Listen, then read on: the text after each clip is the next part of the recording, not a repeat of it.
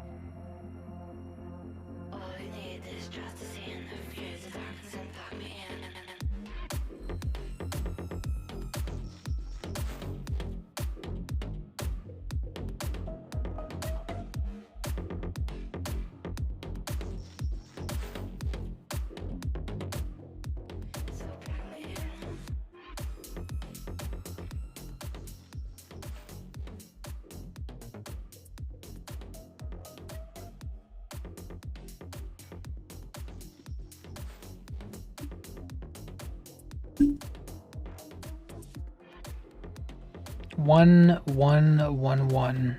Let me move that closer.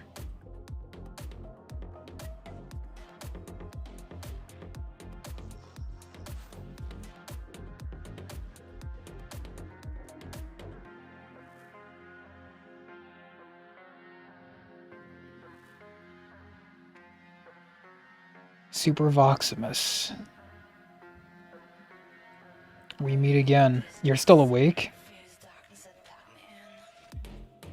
What are you doing still awake right now? Aren't you tired?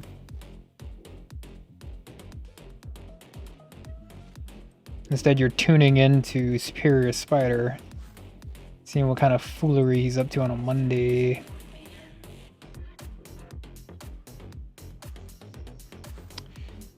I hope you're doing all right. Do you like that capybara picture I sent in the Discord? I just happened upon those when I was doing some shopping. I had two different kinds.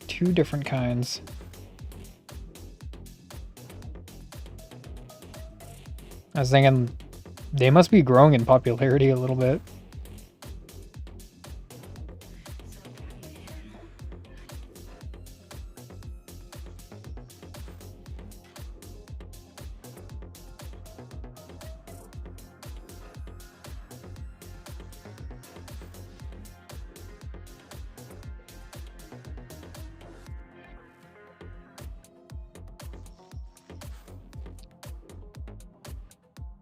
What up, donuts?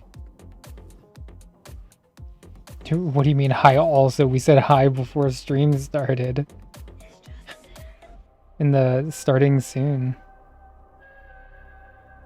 Capybaras are so cute. Did you buy the boba one? No, I just did my little photograph and I was done with it. I gotta change my default Twitch emotes. I got the monkey ones, but it's hard to see. I bet you got monkey emotes. I don't think I know you got your robot emotes, your avatar, but I haven't seen your monkey ones. Hey, what's up? Oh, you mean these ones? What's up, Retro? I'm gonna start something new just for today's sake. Gonna start something new, just for funs, I guess. Yeah, today we are going to be drawing a patriotic hero. Can you believe I didn't cop the Boba one? You mean copy? Well, how are you doing, Retro Outro? Doing all right?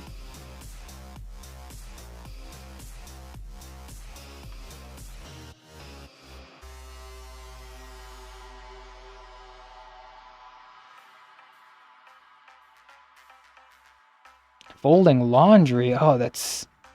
Well, it has to be done, right? You would love to draw? You can draw with me. Just because you're watching a fool draw on Twitch doesn't mean you can't draw with me. I love drawing with other people. You can draw with me. I welcome it. Vox, that means you too. You better start drawing, Vox.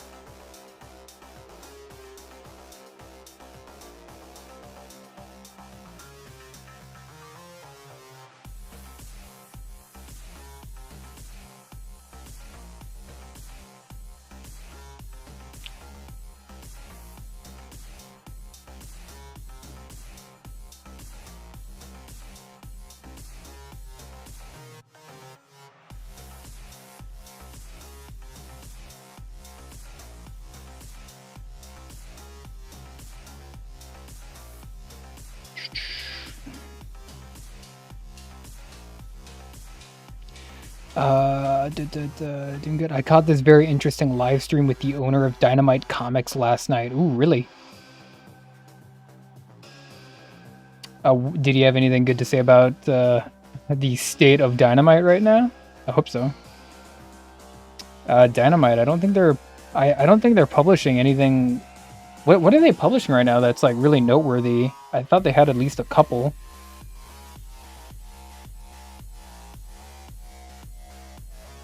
Yeah, keep us updated on those gatherings, Vox. I cannot draw with you because my hands will be soon preoccupied with... I'll just bust it out and then get some paper, right? If it's possible. But if you'd rather just listen to the very calming and silky ruminations of Superior Spider while you fold that laundry, well, you go ahead and you do that. Superior Spider is not going to stop you. Cop is slang for buy. Yes, I know. You say like, cop a few dollars up. If you say cop a few dollars up, or like I copped out for this, then I understand it a little bit more. So I had a couple ideas for this one. It was gonna be a really, if you ask me, it was gonna be a cute picture, but it's a little elaborate. It's kind of big and a little bit elaborate. So I don't think I can, considering the kind of work mode that I'm in right now, I don't think I can do something quite like what I had in mind originally. So I got to switch gears just a little bit, but we're still gonna keep it patriotic theme, American patriotic theme, because you know, superheroes, right? I also can't draw with you as I'm working on two things at once. Really, what are you working on, Vox? Working on some more assets for people, or doing some more like IT, fixing servers and stuff like that? What you doing, Vox?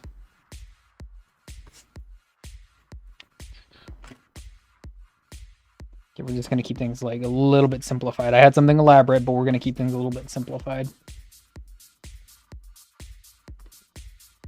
I'm gonna read that in just a second, Retro. Kind of thinking I could do my I could do my old haunt, and that would be Captain America, but that's a little bit tried and true. Yeah, I could just do it anyway.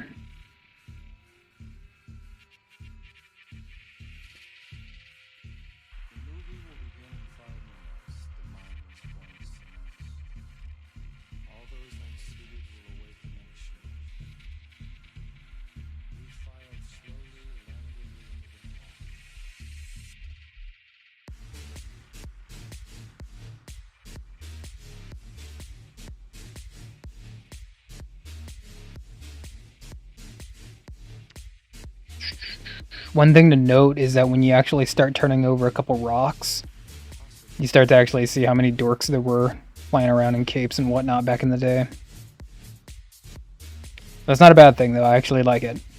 I actually quite favor that. Not bad at all. It's just silly. Very silly. Very silly. Okay.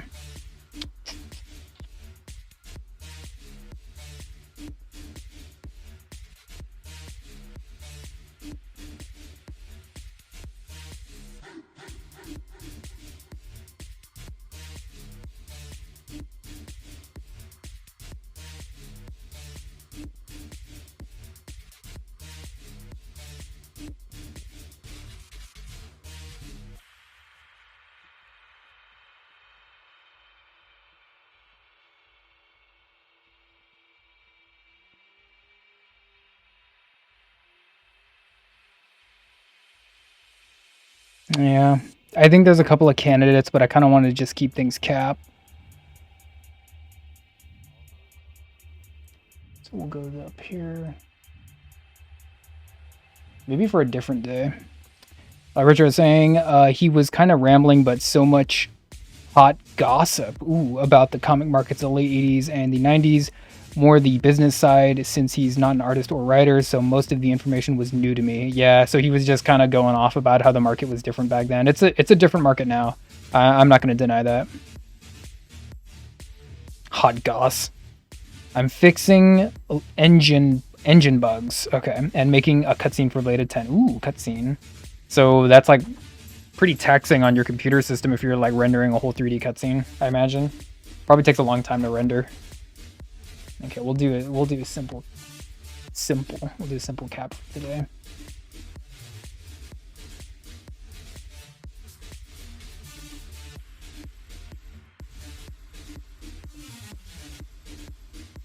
But he has to look cool.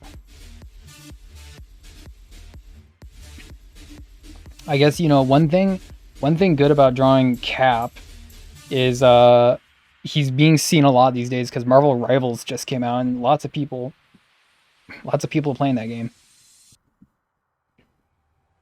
Marvel Rivals. Did that pose?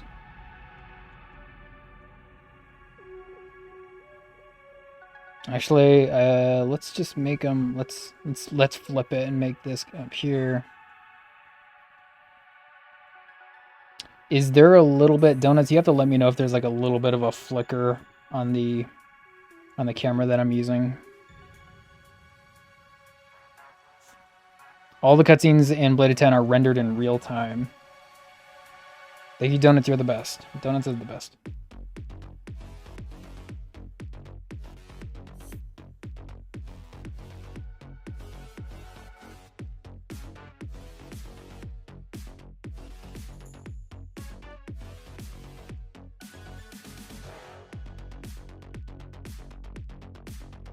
Maybe looking up a little bit.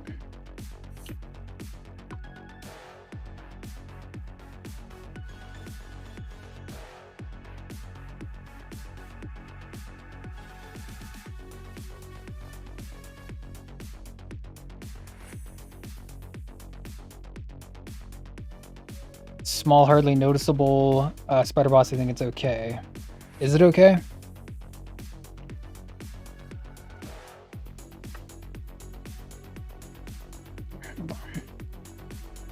Let me just get this kind of formed out. Maybe I can throw a little bit more light on this crap.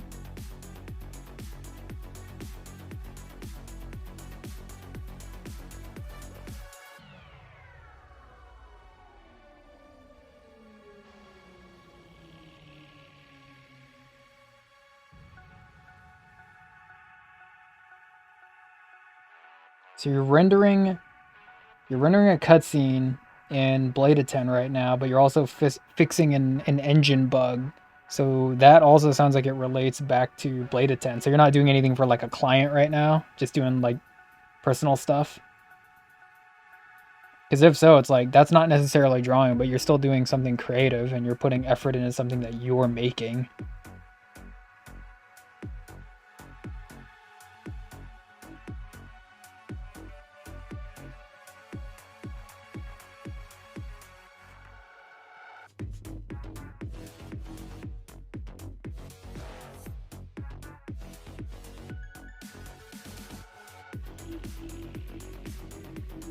I don't know if I like that head pose. We're gonna keep going though.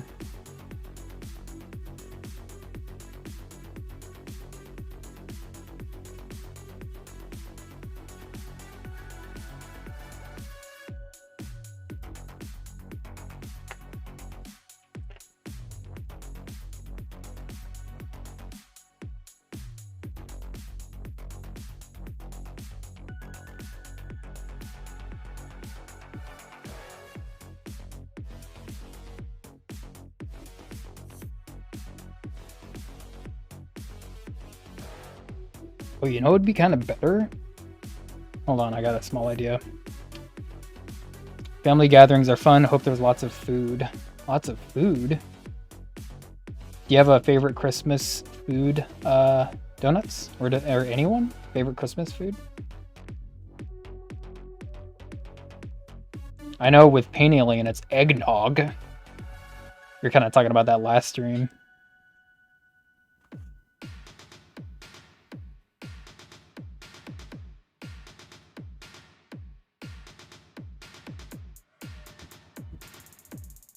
Engine is for the, oh, it's for a company, okay.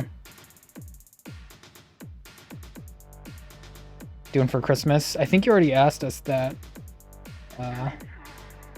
Vox, I think we're just gonna be Doing a little bit of traveling, babysitting a little bit of family. It's gonna be, it'll be all right. You know, just kind of doing some IRL stuff, doing some like work, you know, a little bit of work in the meantime, trying to do a little bit of this in the meantime.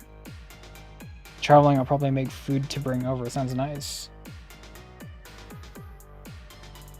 Okay, I think this is the winning ticket right here. We'll do a little bit of this.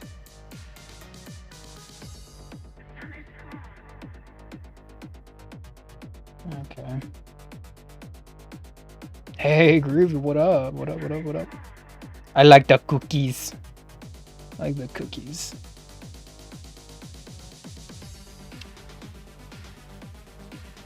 Fox is saying usually turkey. I mean, is it a raclette? A raclette? Raclette fondue thingy, mini pizzas, tabbouleh, some pastry stuff, and the rest is up to fate. You're gonna have to tell me what these French ethnic things are. Raclette and tabbouleh. How are y'all doing? We're doing all right. We're just talking about our favorite Christmas foods. We're doing a little bit of patriotic superhero right now.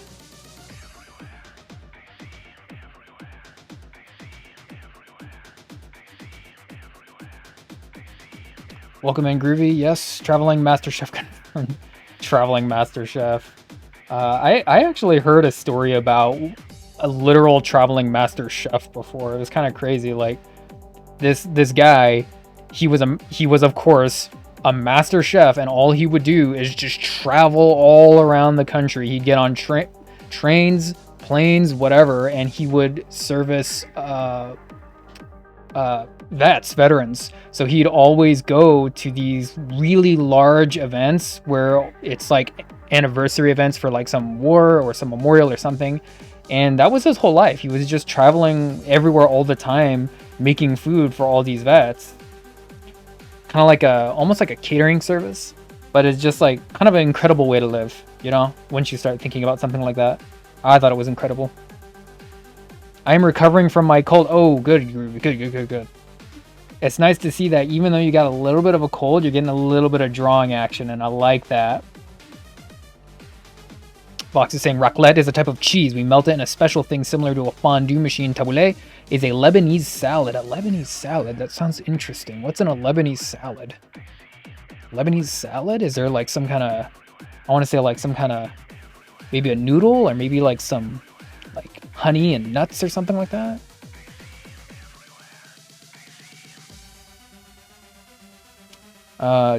Good to hear you're feeling better. Wishing you a quick recovery and the rest of it. Yeah. Groovy, I saw that you posted that watercolor lizard, and I was like, this fool's just keeps drawing Spider-Man villains. This fool is outpacing me with drawing Spider-Man villains. See, like when I have like no subject to draw, I usually say, if you have no one to draw a Spider-Man villain. I love Spider-Man villains. He has too many to choose from. And I was like, I'm just like lightly making fun of you because it wasn't a Spider-Man, it was just a lizard, you know? My brain kind of went there. Yeah, you're good. Now I know you didn't just say trains, planes, and then didn't finish the word. Spider, you can't tease it. Yeah. Automobiles. No one says automobiles anymore. Autos. I think British people still say autos. But, automobile. Planes, Trains, Automobiles. Great movie. John Candy, Steve Martin. The comedic timing involved with some of that acting is peak. Very, very keen work that they're doing. I love it. Love what they're doing.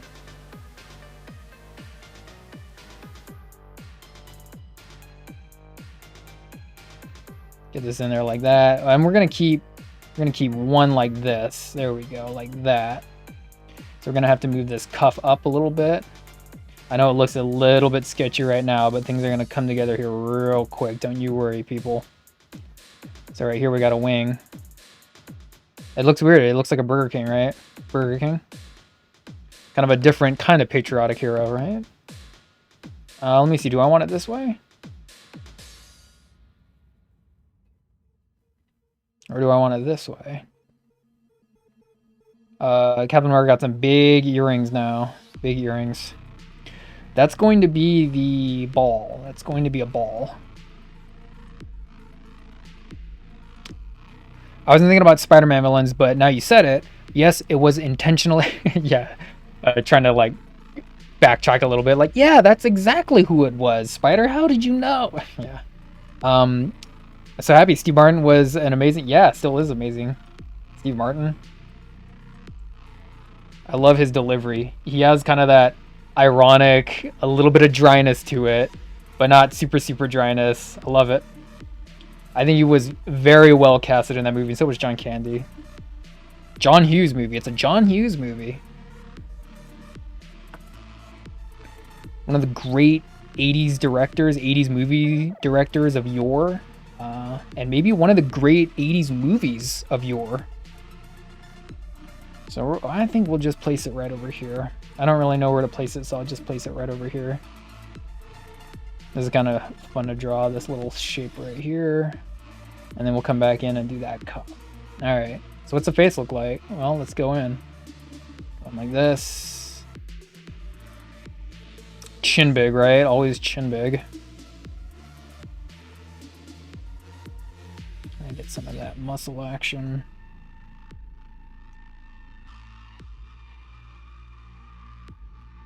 Yeah, but now that Thanksgiving is over, we can focus on Christmas movies. Are there any good Christmas movies that people like watching? And I know there's like some classics like It's a Wonderful Life or The Grinch. Are there any other Christmas movies that people like to watch around this time at all? Do any even exist?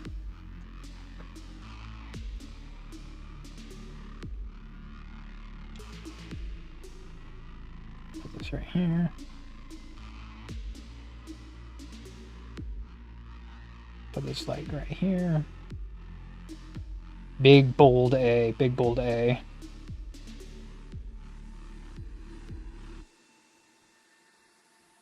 Like that.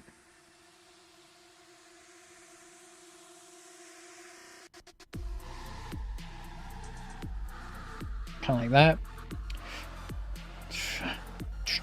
Vox is saying my favorite Christmas movie is Shrek 2. Why is that, Vox? Shrek 2. It's such a... Unfortunately, it's... Your answer gets almost no points. Like, it's such an easy thing to say, isn't it? I like Shrek 2. Everyone likes Shrek 2. That's a little unfair. You can come up with something better, can't you? Can you, Vox? Sure, I have some. The Griswolds Christmas Movie, Die Hard Gremlins, Bill Murray's Scrooge. There you go. It's a nice mix, and it's a little eclectic, but I like it. Everyone likes to say Die Hard for a Christmas movie. And let's see what else you got. Gremlins, yeah, I kind of forgot about that one too. Christmas.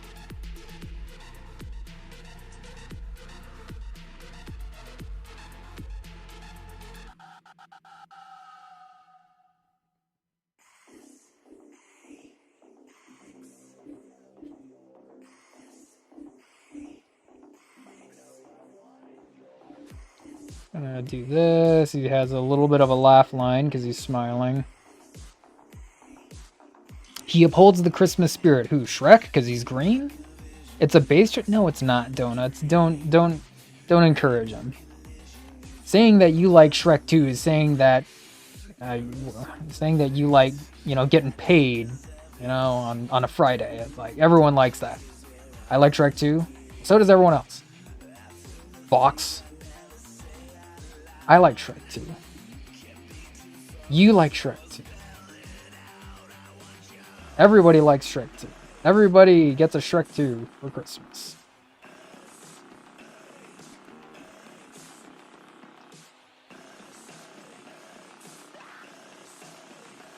The heck is this song?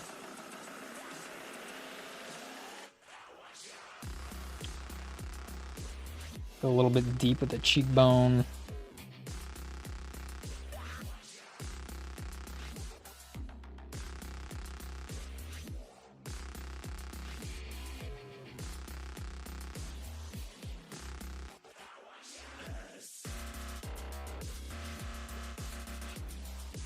Go up here. Donuts is saying, it's very Christmas. Have you seen Fairy Godmother's dress? It's like red and sequined, shimmery. Very iridescent.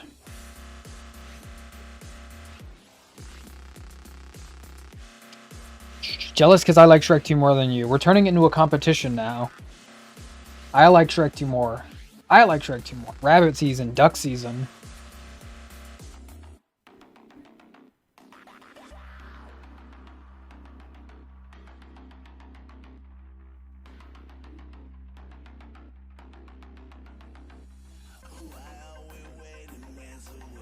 Okay, exposed ear. Be right here.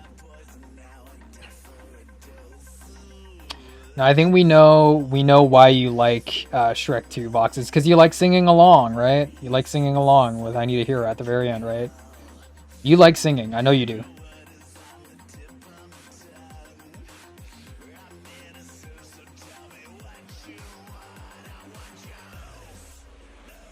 Home Alone is always good. I don't know. I a couple years ago I saw someone drawing the Wet Bandits together in just the Wet Bandits, and it was such a good picture because it was like battle damaged Wet Bandits, you know, like Marv had the iron, the clothes iron face shape on his face, and Marv was like missing the top of his hat. So it was like just both of them looking like mean and tough together, and I thought it was a really neat picture. I liked it.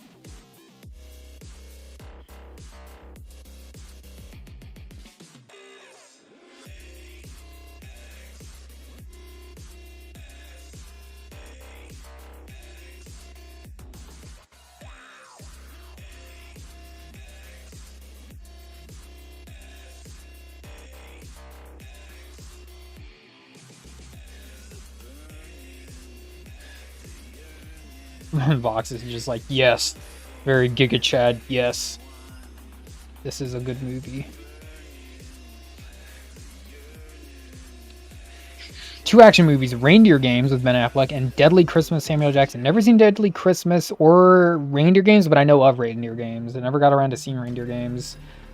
I like the amount of action involved with your answers, because those with Die Hard, it's a very action-packed Christmas for you, Groovy. Retro saying, we tried showing Home Alone to my kids this year, but they're not ready for it. Oh well, we'll try again. Too young. Too young, it kind of like freaked them out.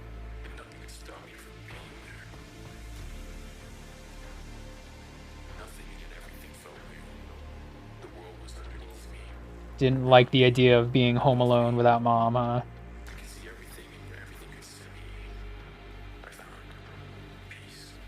Okay, we're gonna put that there. It's gonna be like this. This is just a determining factor like that. Okay.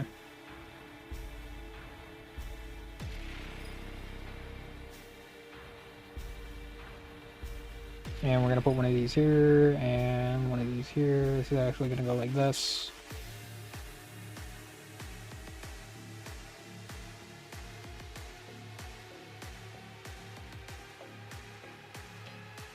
Like that.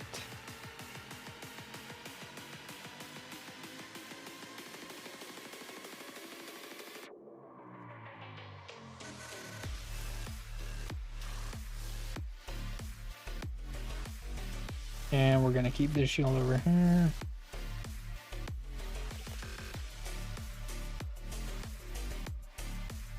And we can do this.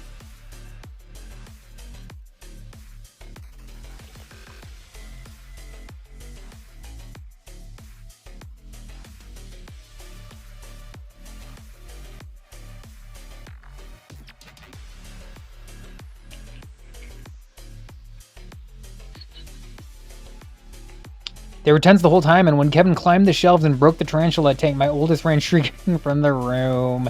He's scared of spiders. Scared of spiders. Going to get it. It's going to get out. It's going to get out. We didn't even get to the home invasion parts. Wow.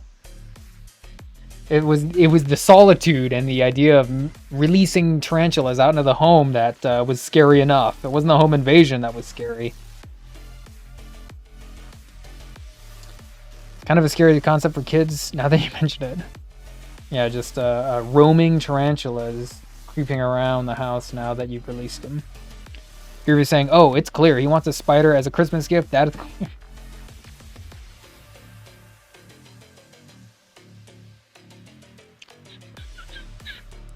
I loved it at his age, but it just wasn't his speed, I guess. Yeah, it's one of those things like when you show kids movies, it's like everyone experiences things differently, of course, but I don't know, like kids, I don't it depends on how young they are, of course, but kids are a lot smarter than we like to give them credit for.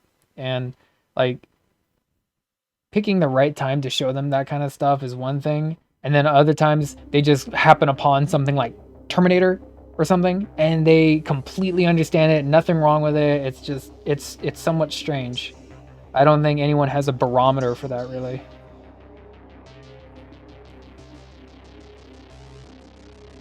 And this one's supposed to be shipped like this, so we're gonna lean that out. That. Okay, there we go. This looks like this.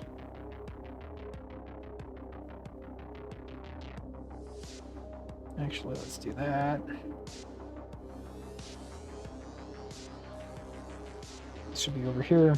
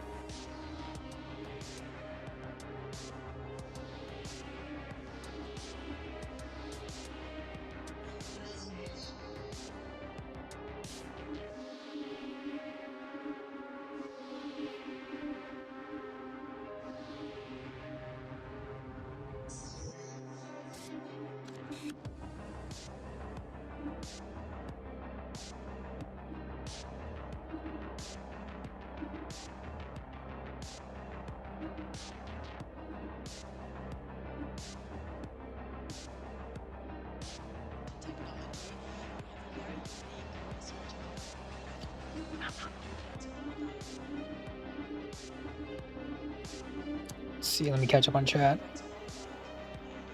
Richard saying, I used to have a pen tarantula when I was a teen. I keep telling him they're harmless, but he didn't believe me. You know, moms know nothing when you're a kid. Yeah, moms don't know anything. Even though she had a tarantula. Penny Ellen saying, hey, what up? What up with you, Penny Ellen? We're just doing a little bit of patriotic superhero action, making a little bit Christmas themed. How are you doing tonight, Penny Alien? You doing good? Are you drawing with me? Are you drawing with me? Or digital painting? I don't care what word you use. Groovy saying, sure, but I'd like to have them either. It's nice to know they aren't poisonous and stuff, but it's just the movement of speed of those ones and appearance that make me shiver. the movement of speed, yeah, they're just still one moment and then just like really quick the next moment. Tarantulas are cool. My cousin used to have one when we were small. Neat, but I would not hold one. Penny Alien saying, howdy, howdy. Doing good, recover from the eggnog. Yeah, I think I actually mentioned that. We're talking about some of our favorite Christmas foods. Of course, you know, you came up in conversation with your eggnog comment. Or should I say your eggnog addiction? Your nog addiction? Eggnog? Nog addiction? Abuse that eggnog. Abuse it. It's only around for a short time.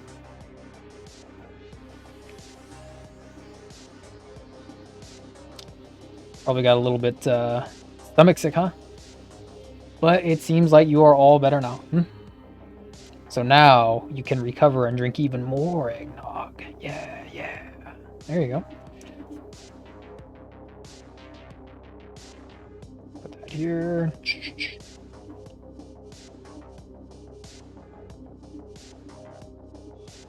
And this is actually going to be like that. Okay. How long have I been going? 45 minutes? Well, actually, I can take 15 minutes off. I didn't start for like 10 or 13 minutes. Yeah, I had this other idea of drawing someone else, another kind of patriotic hero, but I think I actually might save it. I like the idea. Maybe a little too much. So we'll save that and we'll do something easy for today. Easy? I mean, I say easy, but it's just kind of something to move the wrist around with, right? I've drawn Captain America a few times. So.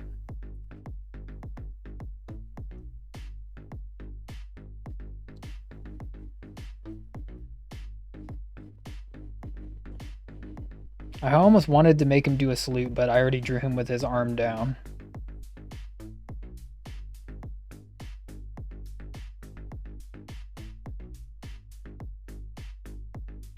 What a weird shape, but I already know what it's going to be.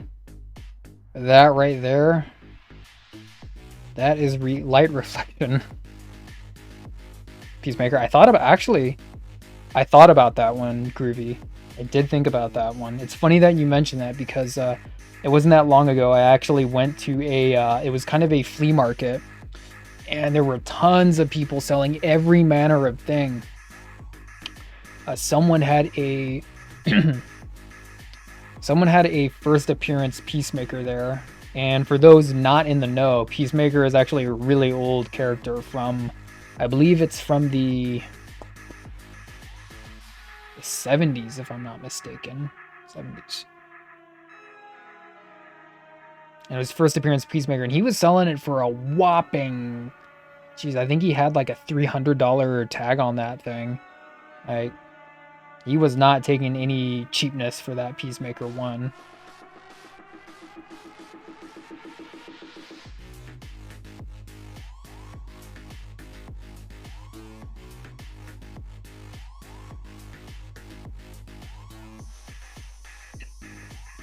I usually like to joke that he's the man who came into work wearing a bedpan on his head. Hasn't that joke already been made? Doing good recovery from eggnog. My man's a dog for the nog. Hell yeah, I like it. That's John Cena, right? It is John Cena. John Cena's character, you could say. The Peacemaker. The man who loves peace so much he's willing to fight for it.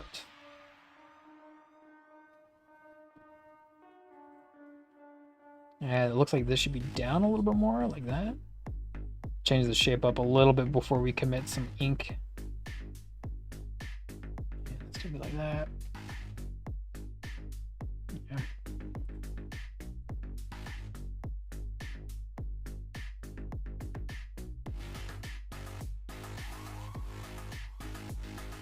That.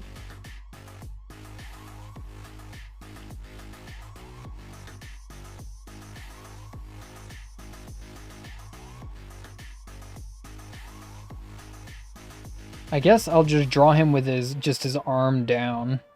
So I will only draw the upper part of his arm, I'm thinking. That's what we'll start out doing. If I come up with a different idea, like he's holding a plate of cookies or something, I can do that too.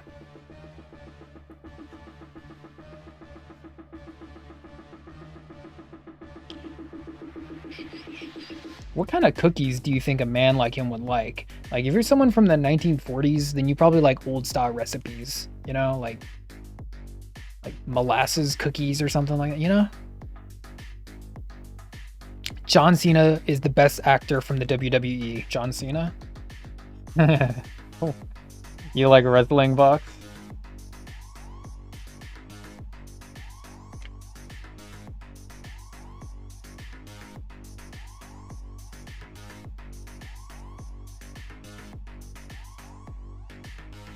I think we can put that shoulder in a little bit more too. I heard the show was good, says Donuts. Bro, molasses cookies, what? Hard. Molasses is just sugar, Vox. That's nothing to get frightened over. You would probably love it. And then Retro's like, I was just about to say it. Yeah, molasses cookies. The candy and cakes weren't as overly sweet. Yeah, you know, Retro.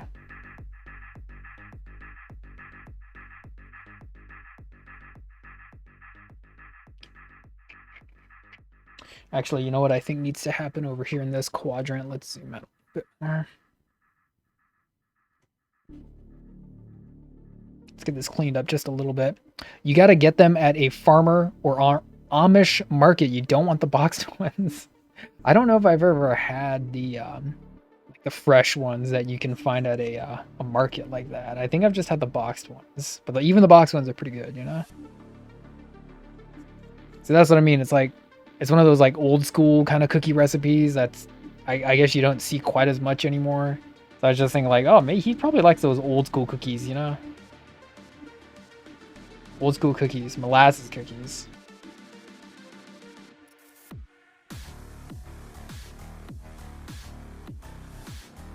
Ooh, that's going hard. That's going hard. How's that bladed 10 scene going, Retro? Not Retro, that Vox. And we're gonna go a little bit right here. That, go in. I've had some molasses cookies and I need to make some. My friend is always bringing me weird foods and she gave me a jar of molasses last month. There you go. Perfect opportunity. Perfect opportunity. I think I can one up the molasses cookie though, as far as maybe how esoteric and strange it might seem. My dad used to make persimmon cookies. Persimmon cookies. Needless to say, they were sugary but also kind of sweet. It was definitely interesting. It was different. Different. Persimmon cookies.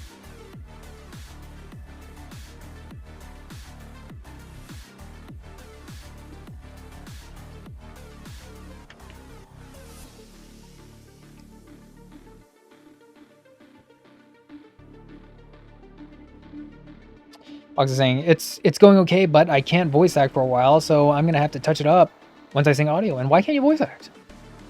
You love singing, you love talking, why can't you voice act? What's wrong? Amish market? Sounds interesting. Yeah, no, Amish people, market people? Is it too much to ask for both? Can have both.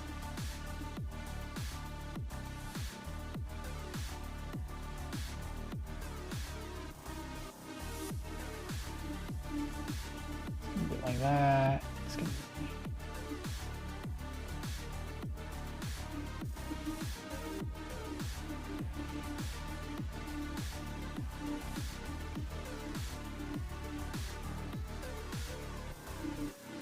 maybe if I think the shoulders are going a little too hard.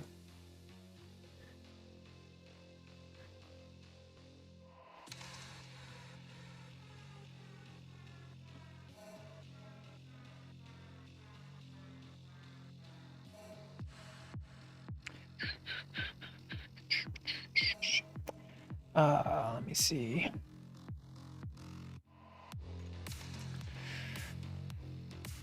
Lots of people don't eat persimmons, and that's very sad. Persimmons, they look like a tomato, but they're really sweet. I think they're a little bit more popular with Asian people, but they're good. You have to know how to properly utilize them in cooking. Fox is saying my parents wouldn't understand me sitting in my room making grunting noises. That's what Vox is saying. Retro says, ooh, that sounds really good. I've never had a persimmon cookie. I baked parsnip cake because a bunch of people coming to my kid's birthday were on diets. Parsnip cake. Whoa. Now that sounds interesting. How was it? Did they like it? Did they like it, Retro? They all ate just regular birthday cake, though. It was just me and my favorite niece eating the parsnip cake. We were not dieting. I love that. Just me and one other person eating the parsnip cake. No, we weren't on a diet. We were just eating a parsnip cake. Painting only saying persimmons. Ooh, those taste pretty good. The child of a tomato and an orange. Yeah, yeah. And the little leaf on it, the little like four leaf top part of it. It's very like crispy and hard. Obviously, you have to get rid of that, but. And it's tough. When you cut into it, it's kind of tough. Box is saying, I don't sound like that, I know you don't sound like that, Box.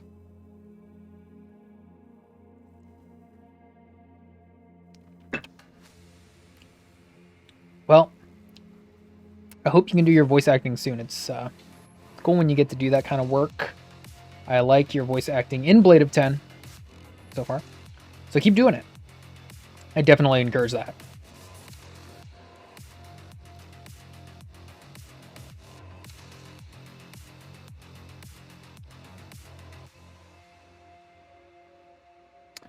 Yeah, Super Marksman sounds more Chadley. Chadley. Chadley.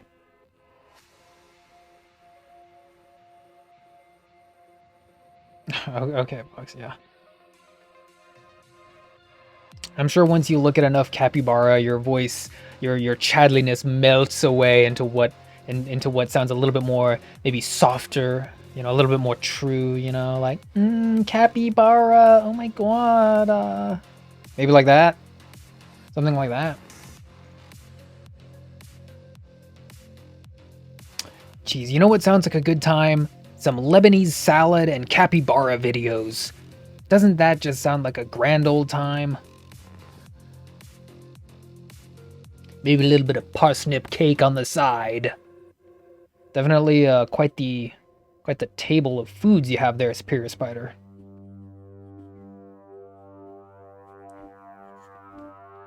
What's Pain Alien bringing to the cookout? Maybe a little bit of eggnog.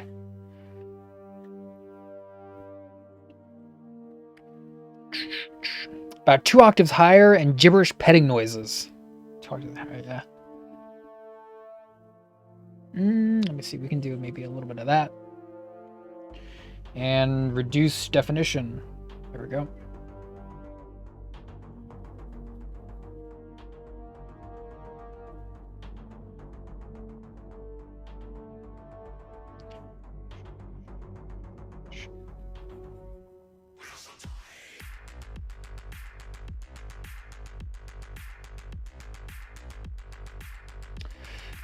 I make you guys a tabbouleh. If you pull up, no problem. I like it. Painting aliens. It almost sounds like you're trying to get a little clarity from confusion. The cookout. Yeah, you know, the block party, the cookout.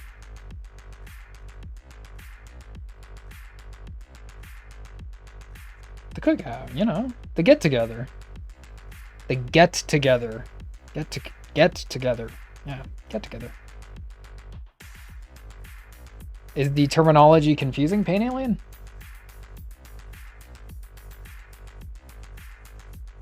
There we go. Spider is pregnant, so we are having big celebration. I sure hope he's not pregnant. That's a bit strange to say, isn't it? Do I really look that fat? My favorite Buzz Lightyear quote.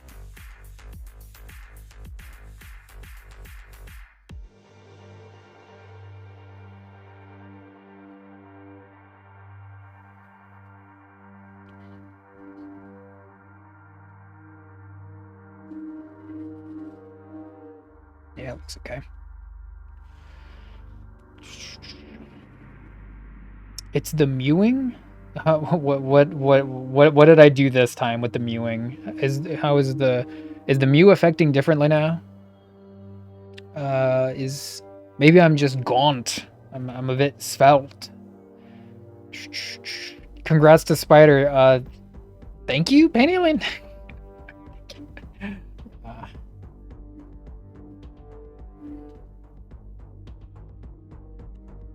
Donut saying, I sure hope not. The very sad thing, I sure hope not. Yeah, probably for just the simple fact of the matter that I'm a guy. Okay.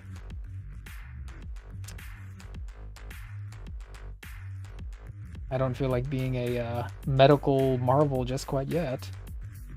Although, have you seen these cheekbones?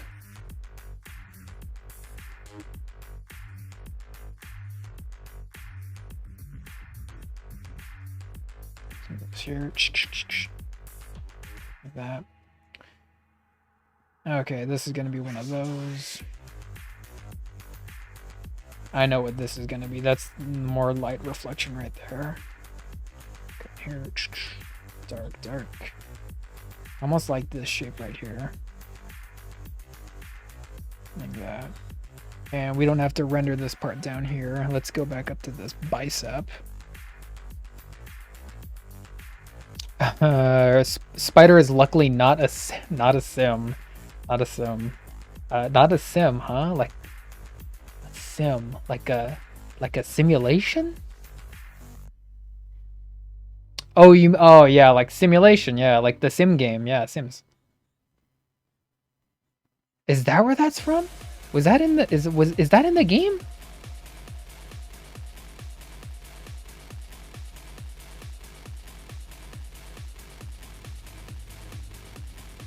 Okay, we're gonna go a little bit more angle here. Reduce definition. A little bit more of this angle right here. Okay.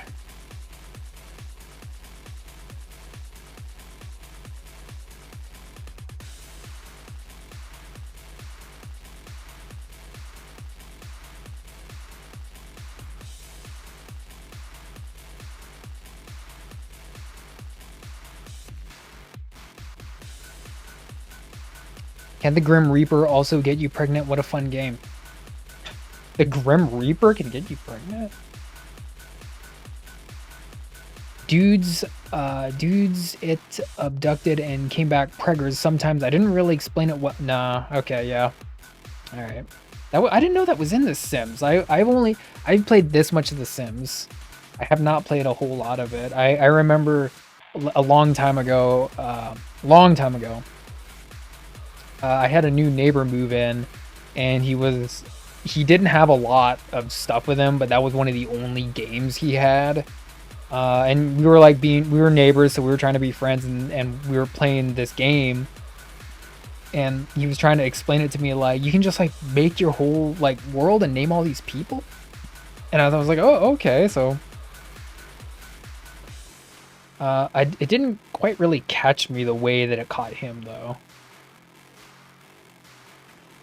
And before you start saying Spider is a hater, Spider's not a hater. You just did not play a lot of Sims. It will change your life, Spider. You should try what, Sims?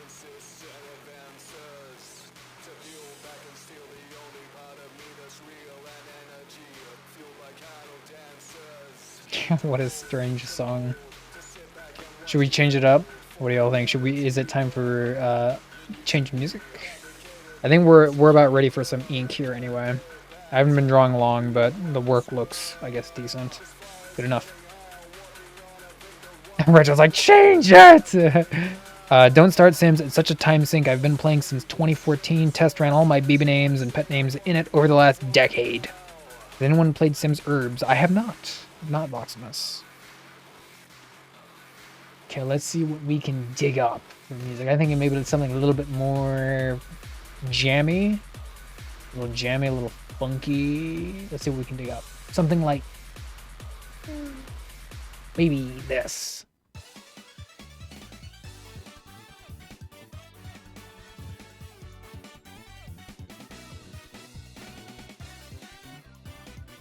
I know, it is really fun. The game, yeah. I love the herbs. I've clocked a few hours in my 3DS. Oh, nice. So you've actually played the game. Played on my PS2. Played on the PS2 and on 3DS. So it's a little bit old. It being herbs like urban, like is a little bit more city builder. Never tried to Vox. Does it stand for urban? That's what I'm assuming. Urban. It's like city builder.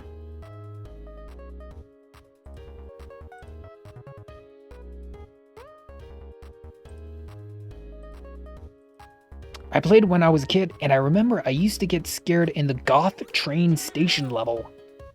A goth train station level?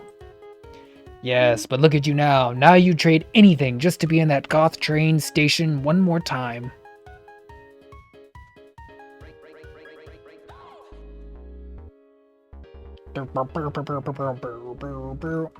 We can add in a couple more details in the face. He's looking kind of chunky. A little bit of a chunky boy. It's a chunky boy.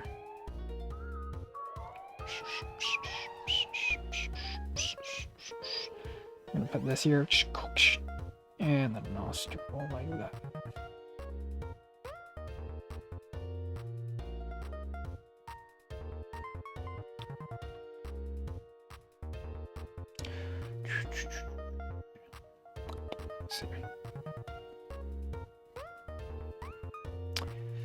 It's different from regular Sims with story mode. it has Will I Am is in the game, that immediately dates it. That's not a bad thing though. I think now it's just a little bit more nostalgic, even romantic in its own way. That's where you acquire your goth girlfriend from Black Eyed. Yeah, I know Will I Am. Goth girlfriend, where? Station? Yeah, I assume. Demure. Google Maps help. Demure.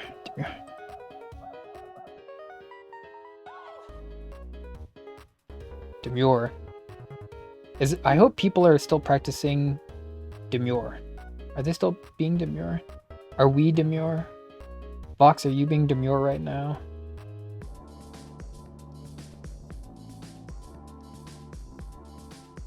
Put that up like that. There we go.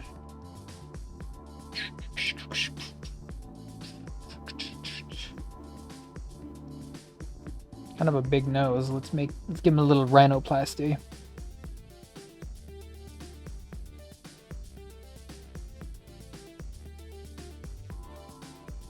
Better.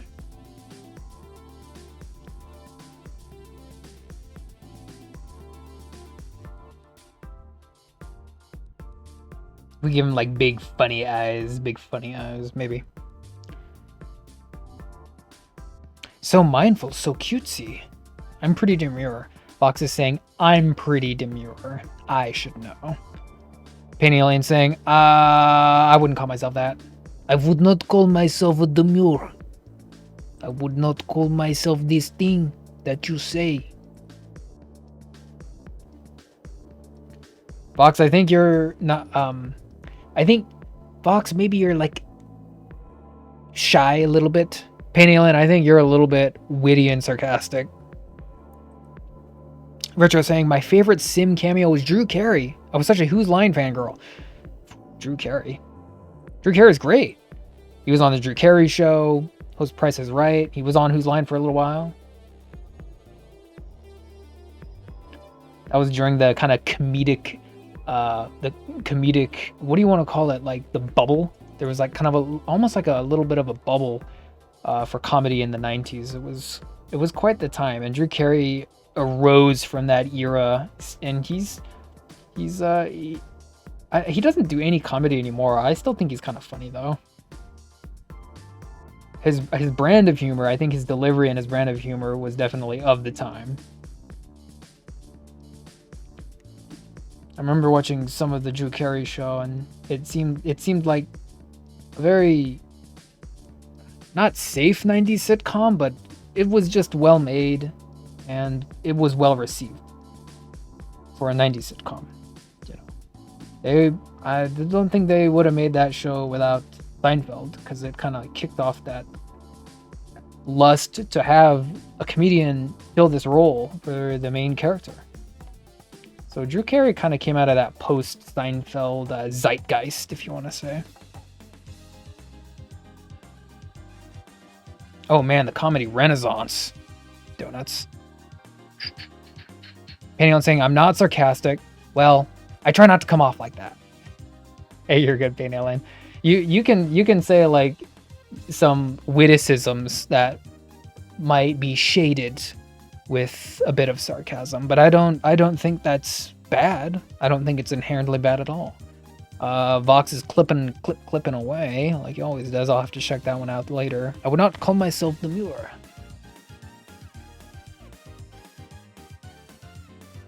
Vox is saying he's demure. Penny Alien saying no.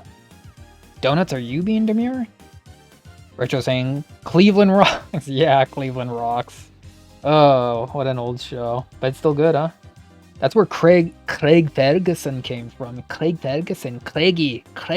That's where he came from. It's like one of his big breaks into like acting and being more in front of the camera. Craig Ferguson. The Dirty Scotsman. That's all I remember of the Drew Carey show and Mimi's makeup. Yeah.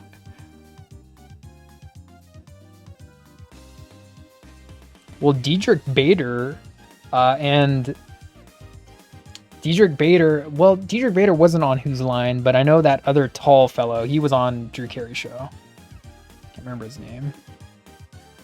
Now, Diedrich Bader, I think, was on Drew Carey's show.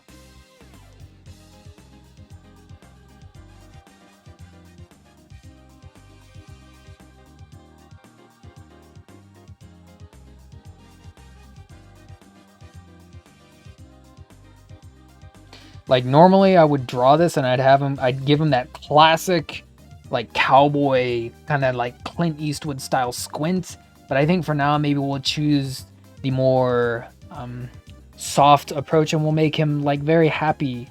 Very happy. Maybe, like, larger eyes, kind of happy looking. See, I'm getting into my Werner Herzog.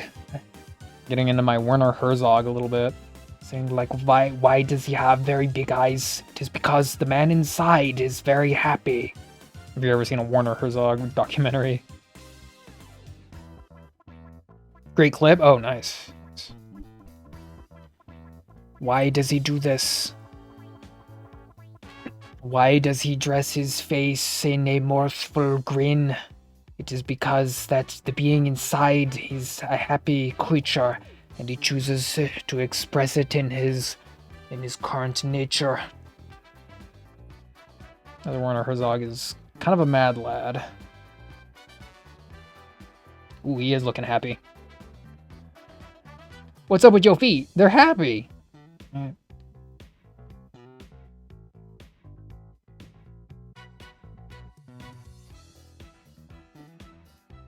You know, Mad Max and Happy Feet, directed by the same guy. You can believe that? Same guy. Got done making penguins dance around, and then he made the most, like, insane thing that you could imagine out in the African desert for, like, 9 months. Pretty bizarre, isn't it?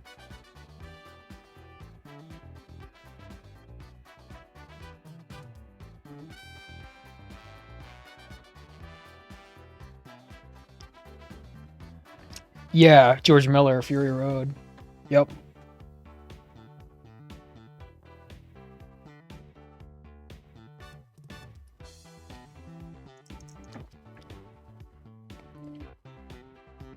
Diversity King. I don't know. It's like, I don't know what studio head like said like, oh yeah, let's get George for this animated penguin movie. I saw Happy Feet in theaters. The scale was so intense, some kids actually had to leave because it was so overwhelming. I can see how that'd lead into something as over the top as the Mad Max movie. Yeah, isn't it weird? See, like, I'm talking about it now, and you kind of like connecting the pieces a little bit. Like, oh yeah, no, now that I think about it, the dancing penguins were a little bit furious. They were a little bit Mad Maxian, weren't they? It's kind of strange, isn't it? To kind of remember things in a different light with that information. It's weird. It's weird.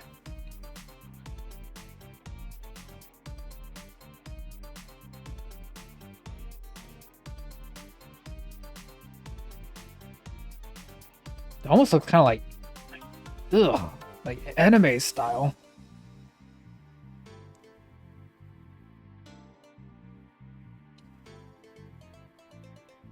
Did anyone see Mad Max 2, Furiosa?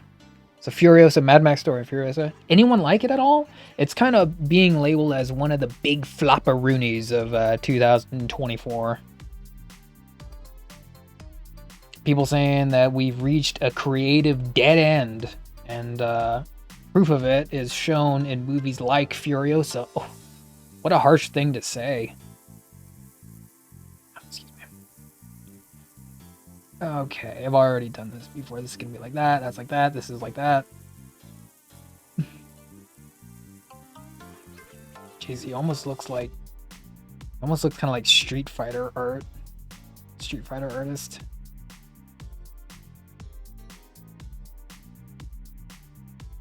Right here, and give him one of these, like that. Don't forget to hit them angles.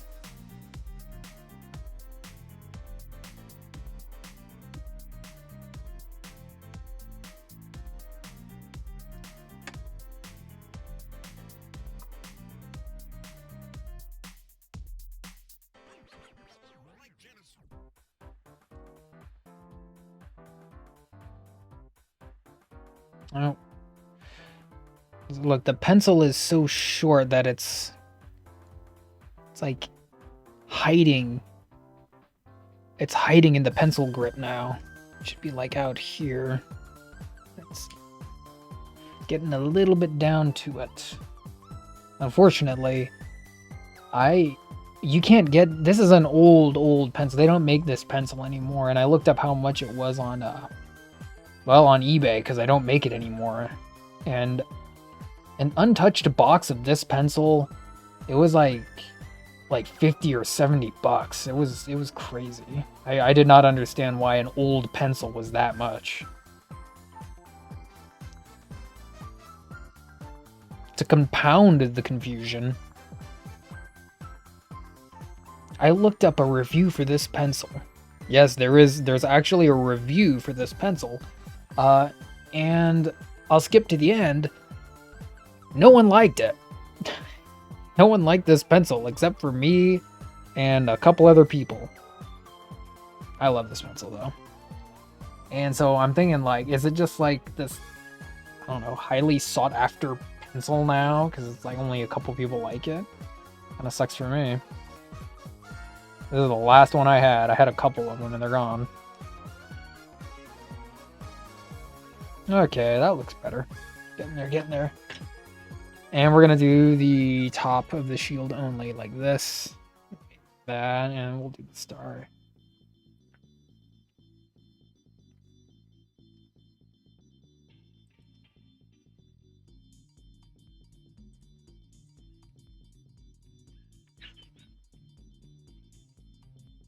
Okay, and usually it's about right here.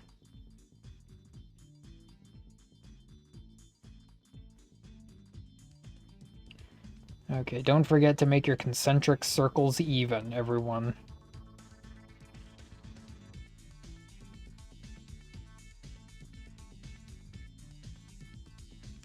Okay, I can't use it anymore. See, every time I tilt it, it just barely comes out a little bit, and then it goes back in when I press against the papers. I can't use it anymore.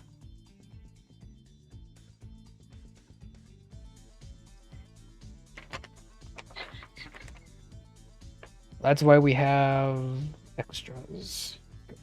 This is a 2B, it's actually softer. Softer lead.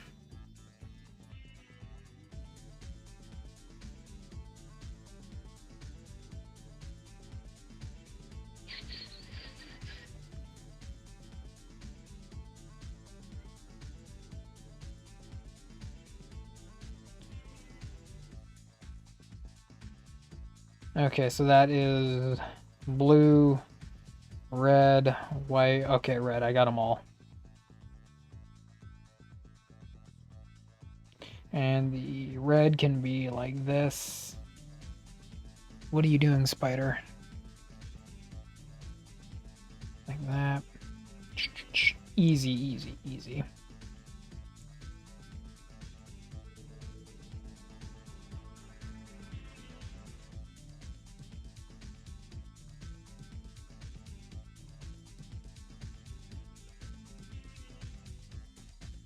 Okay, easy. It's not perfectly round, but it will be when I'm done with it. Oh no! Oh, this song.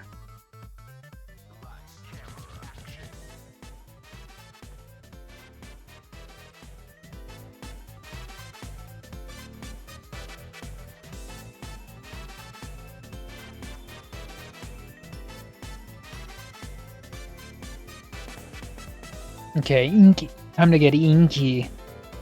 Inky, a little bit inky with it. Ink mode activated.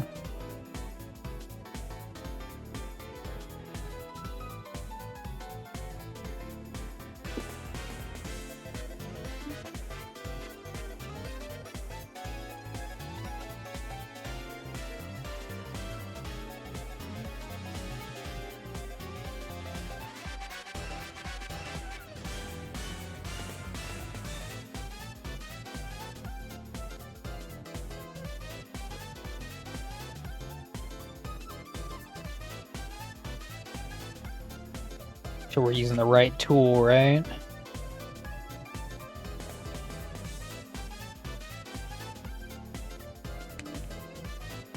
Hey, that's good. This was in the playlist. How great is that? Okay, it's looking rough. Looking a little bit rough. I think it's just a very rough Christmas cap. It's just pencil. Dang, look how dirty my hands got. Anyway, this is gonna be easy.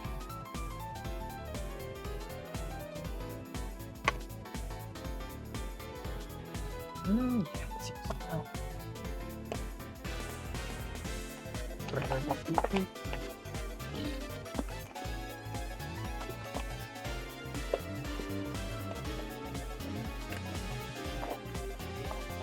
that?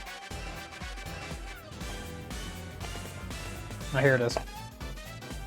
It looks awesome so far. I think you don't. It looks okay. It looks a little bit rough. I love Captain America. Kind of a dork, but well, that's just because I relate. All right, here we go. Let's start down here.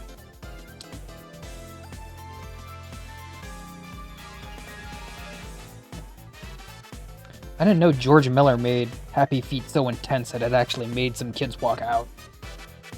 Actually, that's kind of awesome now that I think about it.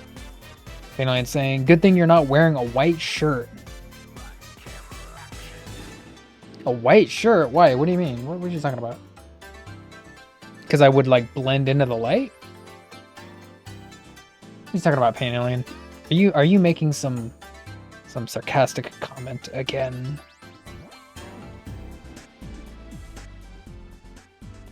Or am I just moving a little bit too slow?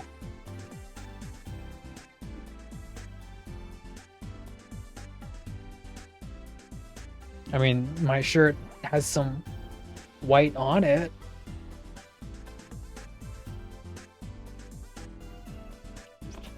I'm not gonna get graphite on me if it's all the way over here. You can actually tell. But it is way over here. It might look like it's close, but it's not. Oh yeah, I remember the Fudo has a little bit of it has a kind of a, this pen has like a little bit of a weak nib, so it's better for feathering if you want the feathering effect. So we got a little bit of that action going on, which ain't bad.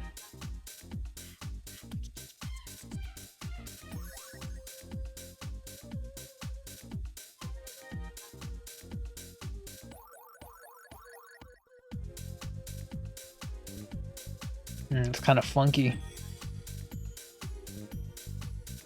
I didn't know things would be so funky tonight. I was trying to keep things a little bit more up-tempo.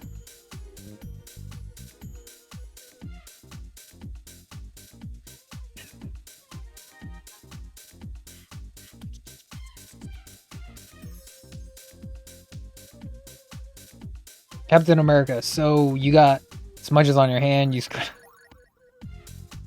screwed up.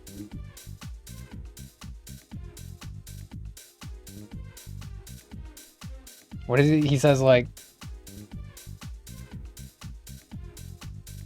I knew men with none of that worth 10 of you. That's what it says.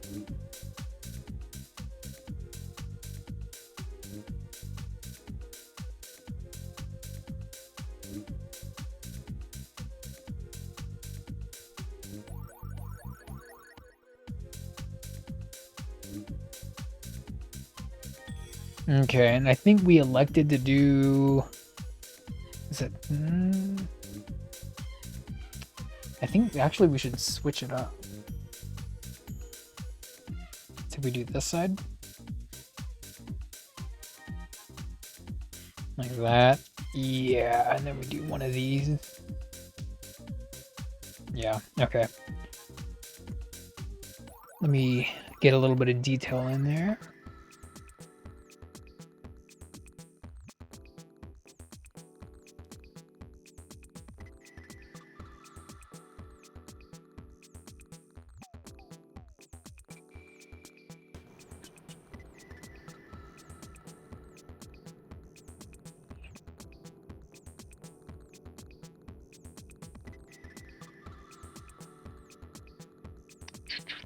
Take it from the guy who was frozen for over a century.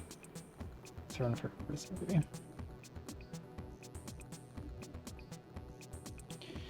It's very like catch-22 just because like I'm a comic head. I mean obviously in case it wasn't obvious, I love the comic side of things, and in the comics it was just it was like 20 years. I mean, yeah, it was basically 20 years. But in the movies it's more like 70 years, which is quite the leap. I think that the angle that they take with him now is that he's meant to be someone who is kind of taken from his home, his past, and supplanted into a new one. So it's something that's kind of like divorced from him. And I think it works better if it's a longer gap of time. If it's 70 years, that's much harsher than 20 years. You know, you can still hang out with your buds in 20 years, but in 70 years, they're gonna be raisins. In the movies, they made it that full 70 years. Full fat, full 70 years. We're gonna use all of it.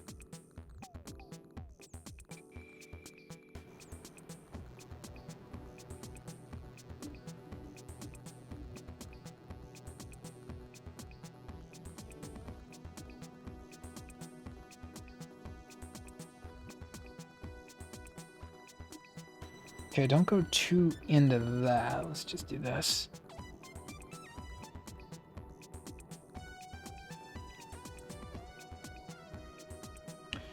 I don't know, it's kind of like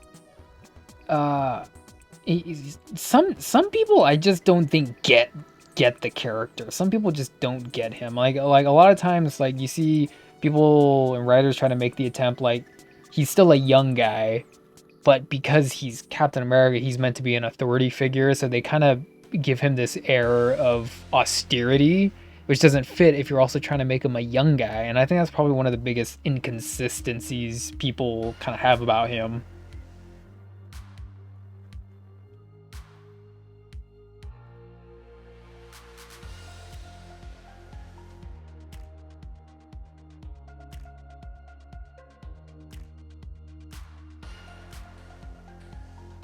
Into one of these. Okay.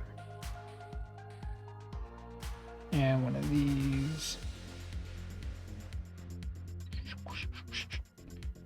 Okay, yeah, we were doing one of this, yeah. So this one's gonna be probably a little bit inkier than some of the other ones. Just because I can afford to. It's a costume that kind of lets me texture it in a way that subtracts a lot of light. So it's okay. It's okay to get a little bit inky with this. See, like kind of the, how do you say, the, not the antithesis, but kind of the, I don't even want to say foil either, but he's definitely a very different element. Because like a lot of people, I sort of went with he's young, but very ahead for his, oh, so he's precocious. Kind of an interesting term to use to describe him. I never really thought of him as someone who was precocious, someone who was just like naturally ahead of their years, because he always seemed like so fish out of water for so many things. You know, he goes where he's told to go. In the military, you go here. In the Avengers, you go here. In S.H.I.E.L.D., you go here. So a lot of times the choice isn't even up to him. So I don't really think of him so much in that way, but I just like to think of him as someone who, like, I hate saying old soul, but who's a younger man with an old soul. His tastes are ripe. He has very mature tastes, old-fashioned tastes, you could say, despite being someone who's meant to be young, a young person. I think Kennedy had that problem in office. Kennedy oftentimes gets, now we're talking about Kennedy, oftentimes gets labeled as the very first celebrity president. Some historians like to examine him as maybe like the first actual American royalty, which is quite the philosophical thing to say about him, isn't it? But not wholly inaccurate, which I find a bit fascinating. Did the serum boost his IQ? I've read quite a few renditions of that origin, and from my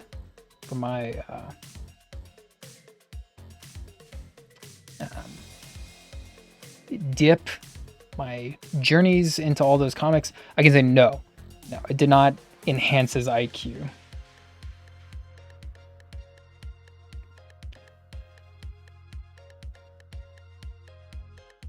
Soldier looks like it's still a little bit too high, but we're gonna keep going. See, like, that's part of the staying power I think that he has is he kind of likes to flirt with the idea that he's not necessarily even a superhero. He's basically like a pulp hero in a costume. So you can think of something a little bit more akin to like Terry and the Pirates or Dick Tracy or what's another good example? Doc Savage, if you know Doc Savage. He's more like a pulp hero who just has adventures and is supposed to be like a physical paragon. And that's part of his staying power, is that he has those like really old adventure story hero elements in him still. I enjoy it. Even with those old like pulp heroes, they're meant to be like seen as someone who is smart. But from what I've read, a lot of the smartness that comes from him is stuff that he had to acquire, stuff that he had to learn. It didn't just make him a genius because he had the power, he had the serum. He had to actually like earn it and learn it from generals and tacticians, which I find a little bit more romantic in that way. Okay, and then for this, we're gonna do one of these.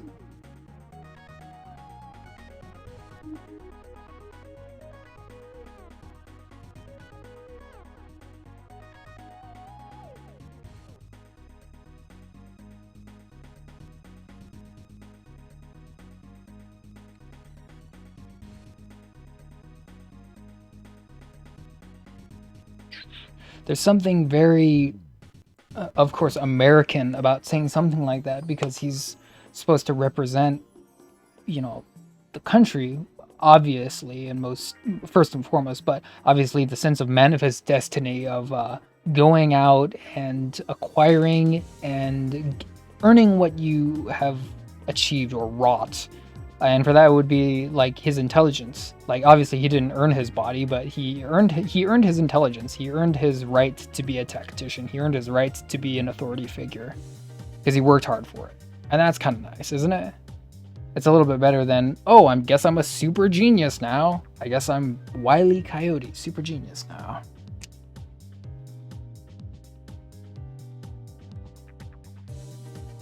That would, I think, make him just bit more cartoonish, which I think weakens him quite a bit.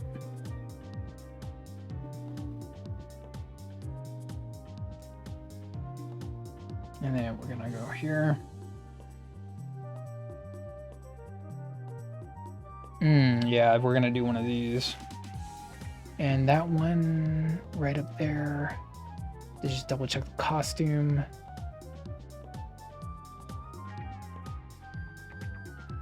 Okay, because some people have this part as no scales. Oh, we can do this for now. Retro Wile E. Coyote, just smart enough to get into trouble. I feel like we're all kind of just smart enough to get into trouble.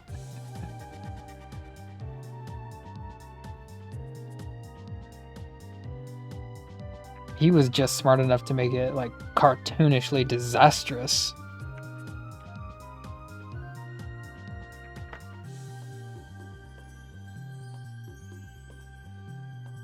The fact that he has to learn everything makes him a fallible and lovable guy. That's what I'm saying.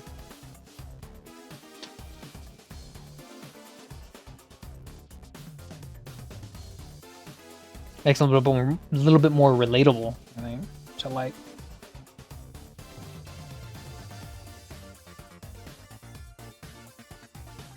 And we're gonna do a reverse kind of what I call the reverse hatch, which is we give it a little bit of ornamentation right here, and maybe right here, and then we go in towards the negative space.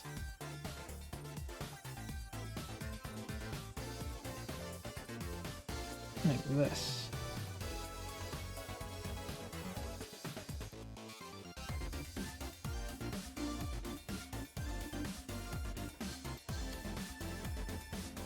That looks like it needs some feathering.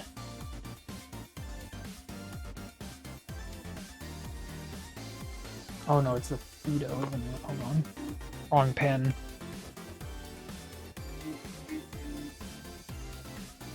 Is it the wrong pen?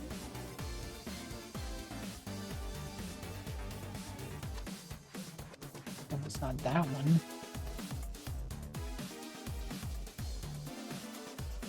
This one. Actually, it might be this one.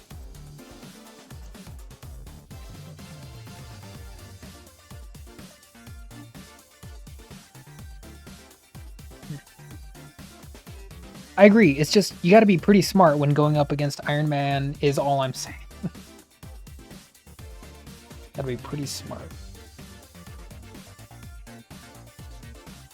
And see, like, even my own perception of Iron Man is like very different from what a lot of people like to kind of make him now these days. Because you have to think, like, when Cap woke up in the 60s, in many ways, Iron Man was already the new Captain America. At the time, America was already involved in a war, and from that came Iron Man. He was young, handsome, smart. This is the space race, so we're trying to get to the moon before Russia. He's a space-age jet-setting superhero, and it was all embodied with Iron Man. For all intents and purposes, he was the new Captain America for the 1960s. For the Kennedy era, if you want to say. Not Cap. Cap is already associated with the greatest generation, the old guard. So I like to associate Iron Man more so with not just that era, but the idea of someone who's kind of like more of an inventor and a kind of like a hardware manufacturer than someone who is into software development. I don't really like to think about Iron Man as someone who is a software developer. I think there's a huge leap in logic when you say that he knows basic metallurgy versus he knows how to speak like Ruby, Scala, or like C++. It's very different. Groovy saying, Spider, can you post in Discord any recommendation for doing comic style drawings in Discord? What I am interested is to get better in sketching, which is always the bread and butter for starting any line work.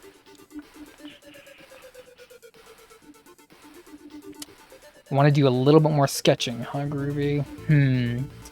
I do, not in this one. Yeah.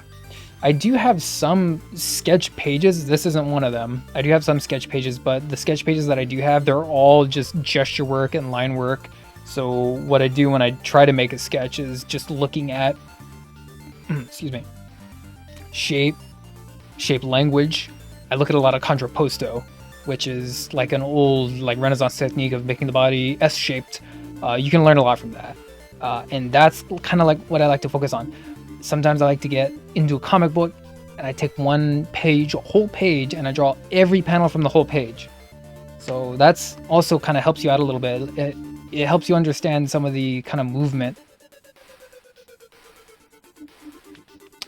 Hi, everybody, how are you? Crick says, hey, what's up? Yeah.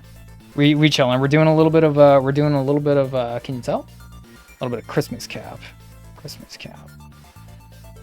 Big eyes. Wow, his eyes are so big.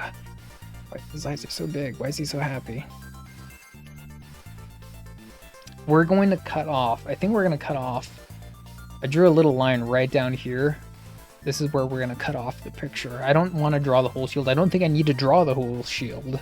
We're just going to do kind of like this upper body part. I think maybe he'll be like holding maybe like a present or something. I don't know. A Christmas plate of cookies. I'm not sure. Something. I still have 2 unread comics laying around. We'll use them for reference. Yeah, except the thing with that is that not all comics are created equal. Not all comic artists are created equal. They're all gonna like focus on something different. If you want something like gesture work, I think I can post a couple of things in Discord. I think there's something that's kind of coming to mind. Hey, yo, Chris, that's always Jazzy. How are you doing? Jazzy? Yeah, Ruby. Hey, like if you need some help, I like helping people. Being an artist is not like, how do I say it? It's like, man, I've heard this reference. Like here, this one's for you, Vox, because it was about the Undertaker, right? Being an artist is like being the Undertaker, right? When you're the best, you know, Undertaker saying, hey, there's room for all of us up here on top of the mountain. He's not the guy pushing everyone down. So when you're being an artist, you know, let's invite everyone in. Papa the Savior Man saying, nice grandma sweater. How's it going? It's going very good. Baby Yoda action for grandma sweater. How's it going with you, Popeye?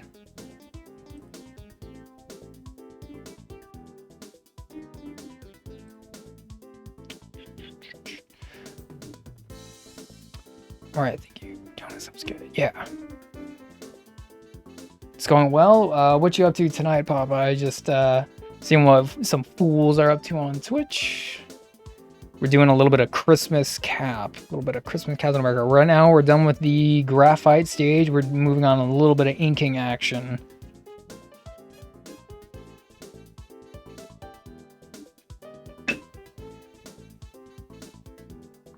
Popeye, that's another character I'd love to do. Like a little bit more realistic version of Popeye. Watching fools on Twitch, yeah, I know that's how it'd be. Yeah, we're just doing a little bit of comic style art, line art. That's kind of what I specialize in. Are you an artist, Popeye? Didn't read any art books.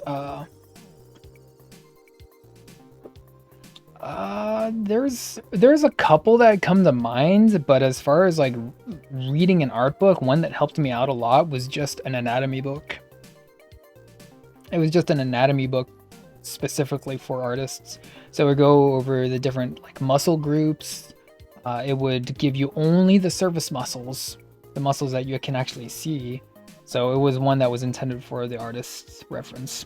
And that one helped me out a lot.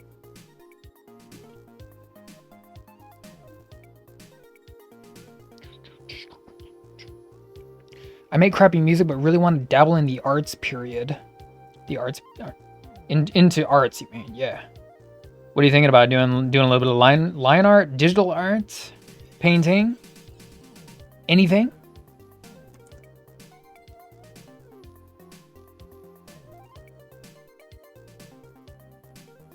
You clicked on my video, so it might be a bit telling to say that you may be interested in line work.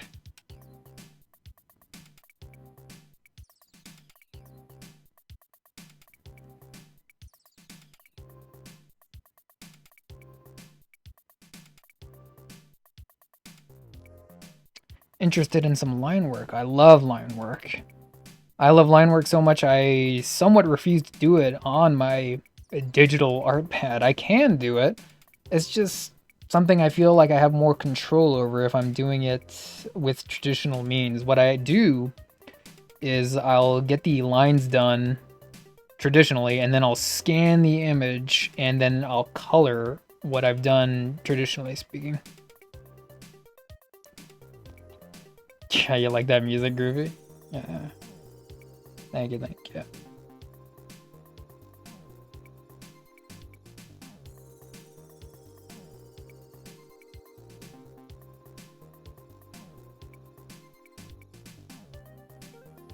see. Since we're talking about lines, what were we working on last time? Oh, it's these fools. This is what we did last stream. Pencil, ink, alcohol markers on the top. A little bit of paint on there. This is just something we did for fun. Two freaks. Popeye saying, I want to get good at drawing, but haven't been practicing, and, well, we know where that'll get me. Where that'll get you. Hey, well, if you want to get good at drawing, asking people on Twitch is a very good resource. I know I still ask people on Twitch about their digital art methods. I can learn a thing about digital art, but I'm not very good at it. This is another piece of line art we're doing.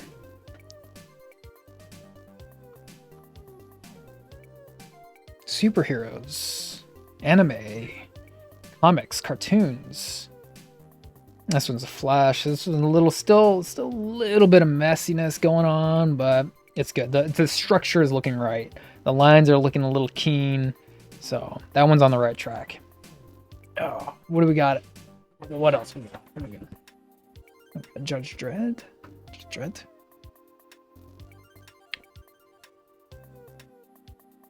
It's Uwu. It's Uwu, Judge Dredd. Yeah.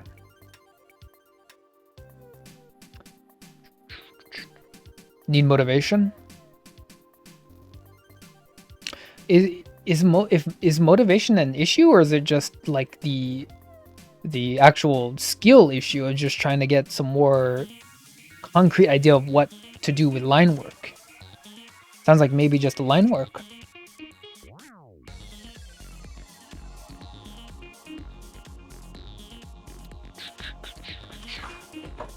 And, all right, this one's a little bit old too now. Candyman.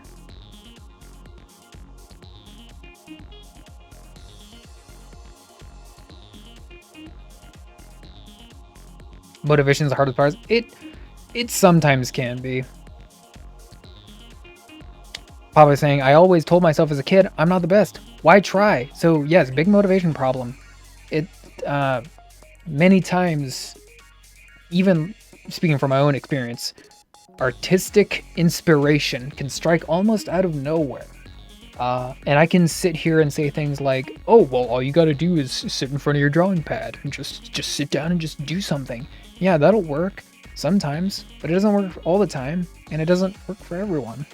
Because I've been there too, where I force myself to sit down and come up with something, and I hate it. So it's definitely different for everyone. There's no panacea. There's no miracle cure. But if you need motivation, I say usually do something that you know you like. I love superheroes. That's why I'm always freaking drawing them. So that's why we got Spider over here doing superhero once again. Oh look, it's Superior Spider doing another superhero.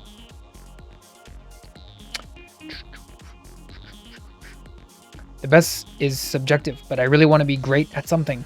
Yeah, you can be great. You just have to commit a little bit. Put in the effort to make the dream work. Dude, I started 2023 with the age of 37 to draw as a new hobby. My doodles back as a kid were trash. Just keep practicing to get better at it. So Groovy saying.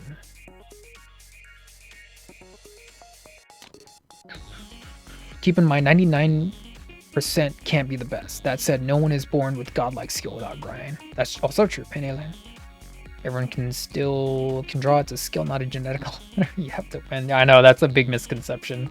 Everyone thinks like, oh, I wish I could draw.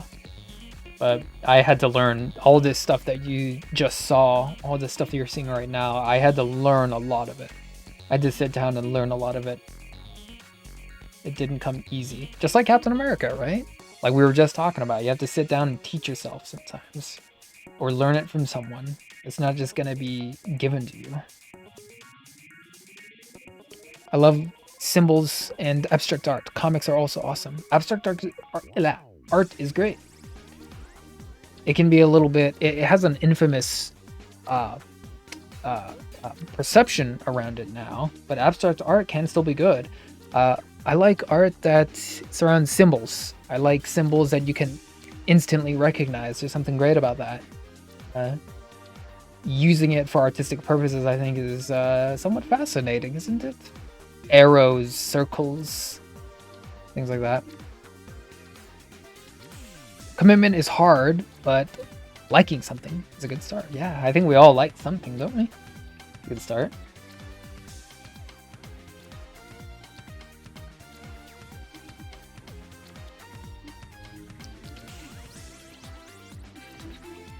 Music a little bit loud.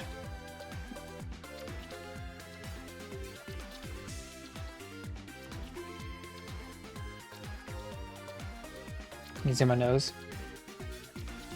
It's a short nose. See it? It's a pretty short nose. Grix is saying, "Whoa, that kind of close to me." But told, "Don't do if you can't do it right the first time, and know the right way is the thing." In my mind, my hands can't do. So yeah, motivation problem. Sounds like maybe you had someone detracting from you at an early age or at an earlier stage, Crixus. It's unfortunate. People paint with their toes and their mouth. They find a way. Just have fun with it and compare always to yourself and not others. If you're gonna compare yourself to others, you're gonna be discouraged and sad almost all the time. I compare myself to others all the time, but I've been to a lot of. Did you say comic conventions? Okay, fine. So Spider's been to some comic conventions, right? That's one of the things that I like to ask some people, some of the artists that I've met, professional artists. I like to tell them, like, what's a piece of advice that you want to give an artist? And one piece of advice is saying, don't try to be the next blah. Don't try to be the next Salvador Dali. Don't be the next, superstar artist, insert name here. He said, just be yourself. Take inspiration from them, do that, but you have to be yourself. If you're gonna chase your artistic life away trying to be someone else, you're not gonna get very far. And that's how I was able to get this job. And he was a huge artist. I wonder why letters are so easy to write, but like with comic, up with new symbols ideas is hard. I think that's Popeye. I think that's kind of why I like doing lettering. I love. You just saw, like, I had that flash written up there. Like, I love the symbology and the kind of iconography involved with lettering.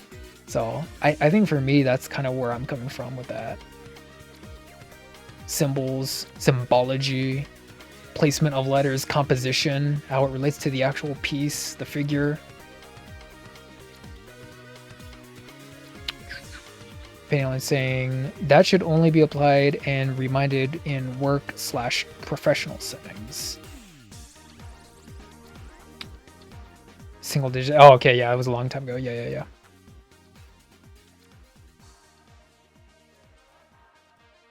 Okay, anyway, Captain America. I'm fascinated with linguistics and how it has meaning in general. Yeah, linguistics is kind of like a sleeper interest of mine, but not much to do with, like, comic art, but definitely fascinating. Maybe like more like graffiti style art is something that you could be interested in, Popeye.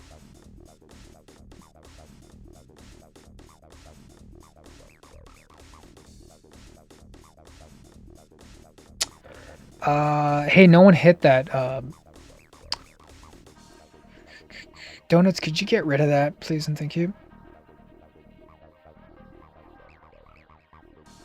Telling kids I can scare them. Can scar them. Scar and scare. Graffiti art is something I'm totally... Yeah. I used to have... Yeah. They're dead now. No. A family member who used to do a little bit of graffiti art, and it was a very fun time. It was a very fun time. You never forget some of those designs. The way that you can shape something that's meant to be instantly recognizable, like a letter, or even like an Anglo-Saxon, like a Romanized letter, alphabet letter. The way that your mind can kind of contort that into something that's meant to be seen as art, that's in and of itself an art form. It was a different time. It was a cool time. Donuts are hero. Thank you, Box. Donuts is the hero. Hey, what's up, Resolute Marshall? What's up? It's been a minute. What you doing, Resolute Marshall? Yeah, it was Solomon SK. He was getting generous up in chat here a little bit ago. Them bots have good usernames these days. What was it? What was it? Hold on. Inadequate dishonor? It's okay. Who are you drawing? I'm drawing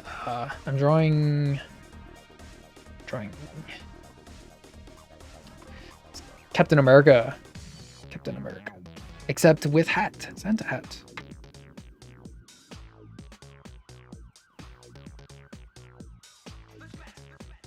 Captain America, but with Santa hat. I actually wanted to do something else, like I already mentioned, but I kind of settled on this one. This one I think works for what I need it to be. Let's go up here real quick. This one's easy.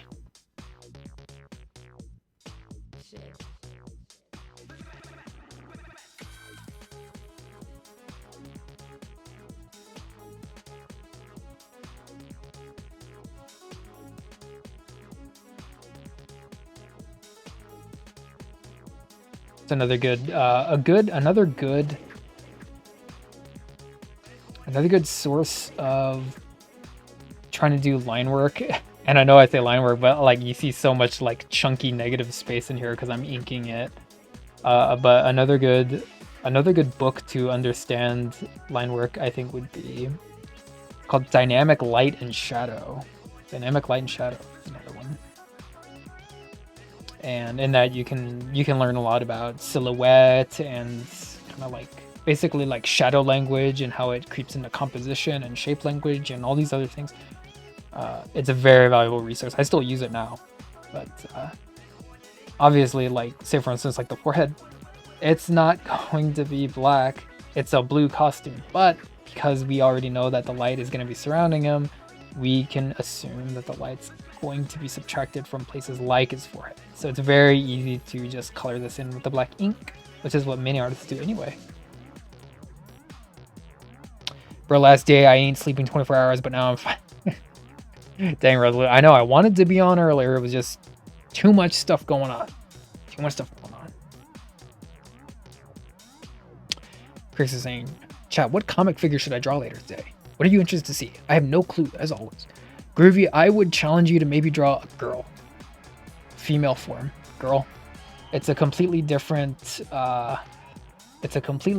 you could say like,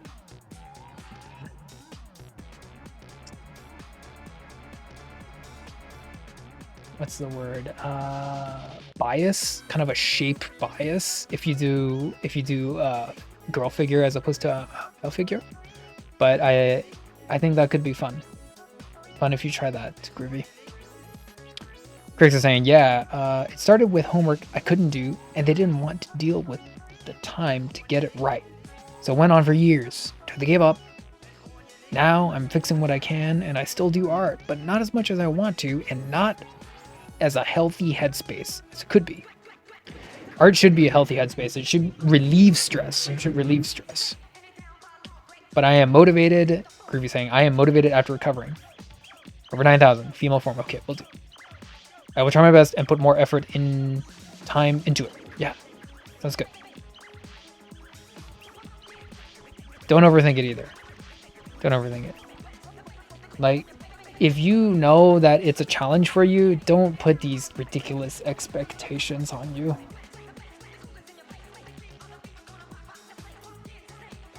Yeah, you want it to look good, but don't let that stifle you or even halt your progress. Just try it out.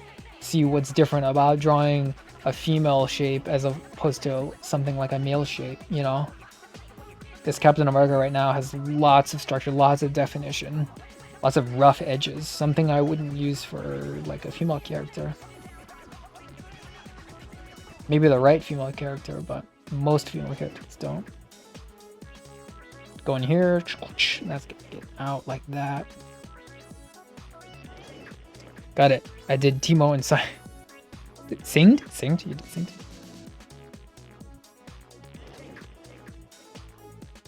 But he's not a comic figure. But you can draw Jace from Arcane. There you go. Yeah.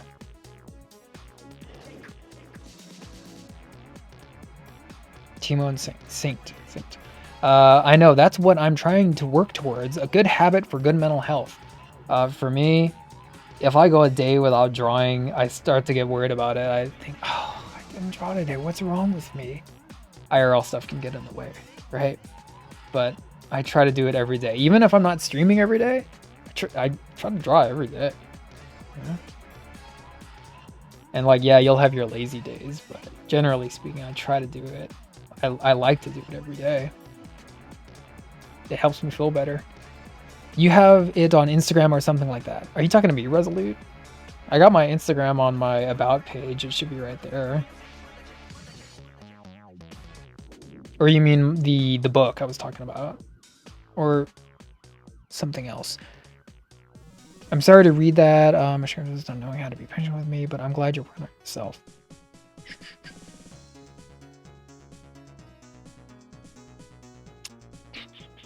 Groovy saying it is. I wish I started earlier in my years so I didn't feel bad at my job. So much stress and anxiety. Ugh. Stress and anxieties, IRL stuff. That drawing should help you then. Relieve some of that stress. Papa saying, I'm just gonna get a pen, pad, and draw something, anything at all. I know it's rough, but thank you. Yeah, hey. We're all trying to help each other here. If it is bad, oh well. Popeye, there you go. I know I have sat down in this same chair and I have crapped out some very, we'll call it questionable. Yeah, questionable artwork. Yes, I've done that before. Not good. Not good at all. Choices that Spider has made. Why did you draw that? Why did you place that line there? Oh, guys, with none of that, worth 10 of you.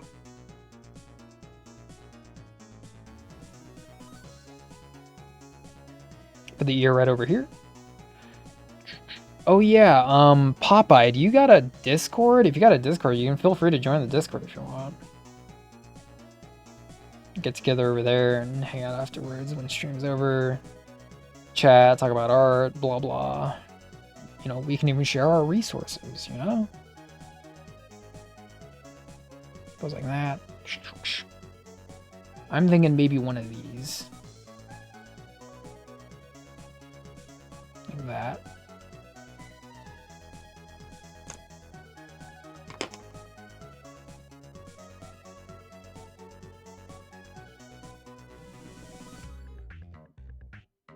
I hear you're good, Resolute.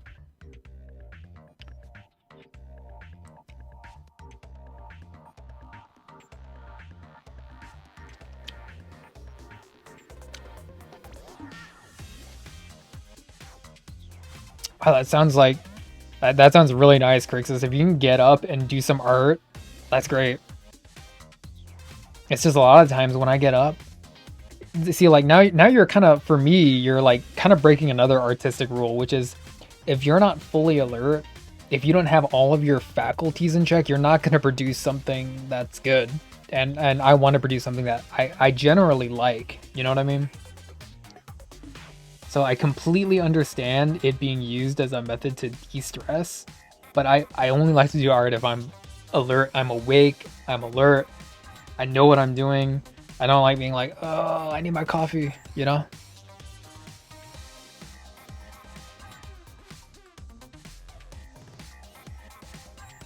Thank you, Donuts.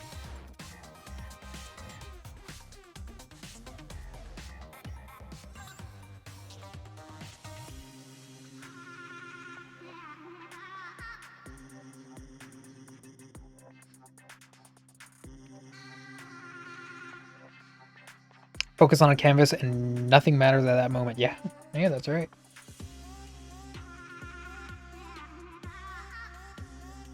Now it's gonna be like kind of a big eye Captain America, which is a little bit kind of strange, a little bit different than what I'm used to, but it's okay. We're gonna do it anyway.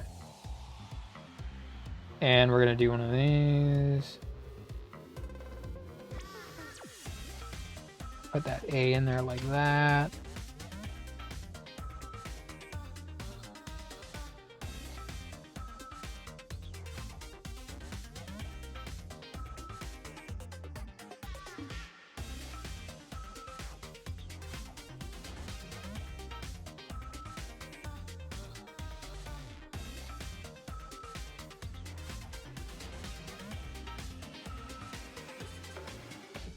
I can post it in Discord. I share one more. Yeah, go for it.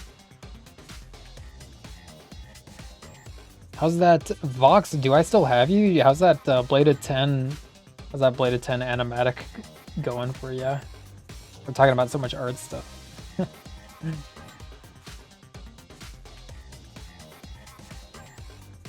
And we're gonna add one of these.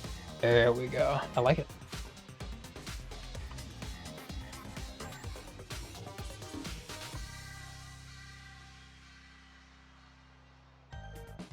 Going into the face a little bit.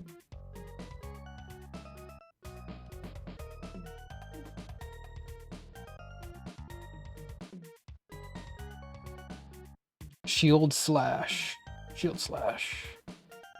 Gonna be big eyes. Big eye Captain America.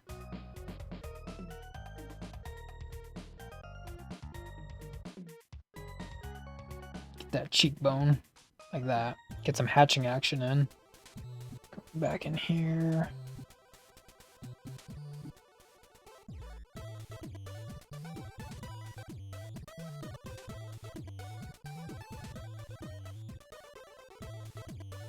Yeah, we're gonna do the nose like this.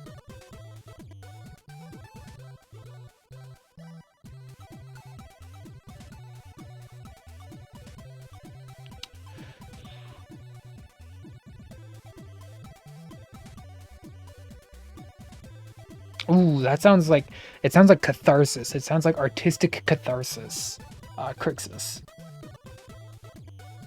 Which isn't necessarily, it's not necessarily a bad thing. Catharsis is meant to be something that's good. The relief of that emotion, or the relief and the acknowledgement of it. Except you're utilizing it to put on paper, or your canvas, or your computer screen, whatever have you. I think for that one, I think you're using paper, but you know what I mean. Catharsis. Catharsis and art are strange bedfellows, if you can believe that.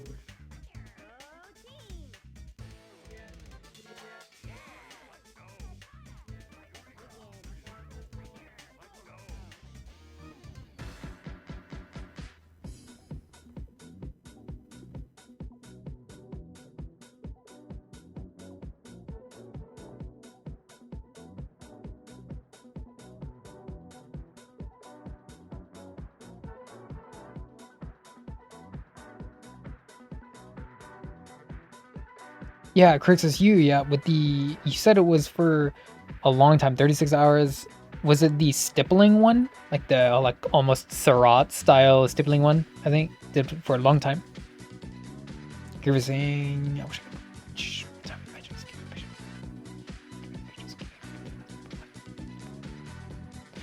for you it's not capturing you, Groovy. You're saying that it's not something that keeps your attention or your interest inside of it. So maybe you need to do something that's a little bit more of interest to you, Groovy.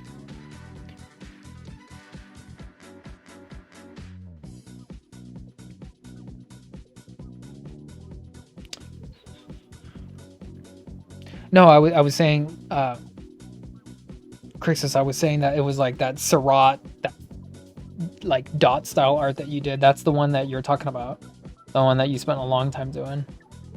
That's the one that you got to use your emotional catharsis to produce. That's what we're talking about, right?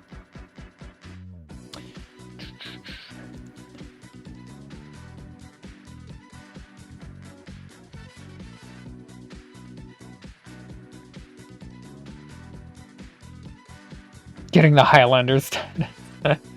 Yeah, Groovy.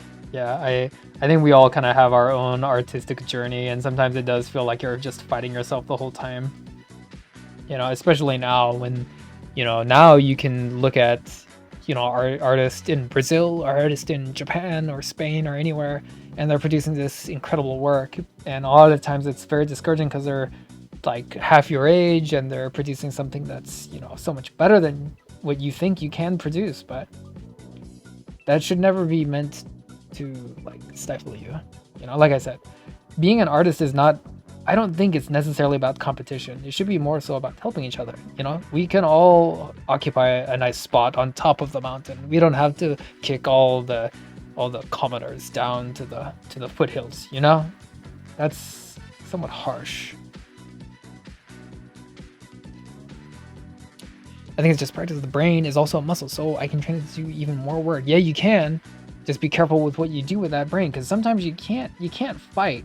You can't fight that, If it's not interest you, it's not interest you, I could do I can draw superheroes all day long, but ask me to draw a bowl of fruit or like a horse, and I'm gonna get bored real quick. Maybe more so with the bowl of fruit, but you know what I mean. You have to draw things that interest you. Don't pigeonhole yourself, don't contain yourself or limit yourself, but you have to reward yourself and know what you like. Knowing what you like is important. Was a team on inside Discord. Okay, cool, Groovy. Yeah. Tried to be catharsis, but did meet the mark, but I don't know, really. Only you can say that, Crixus.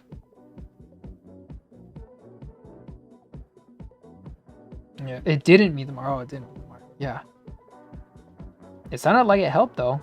Producing it helped, and you were proud of the work. It was good work, too. I liked it. I don't think you need to feel bad about it. Oh, pieces.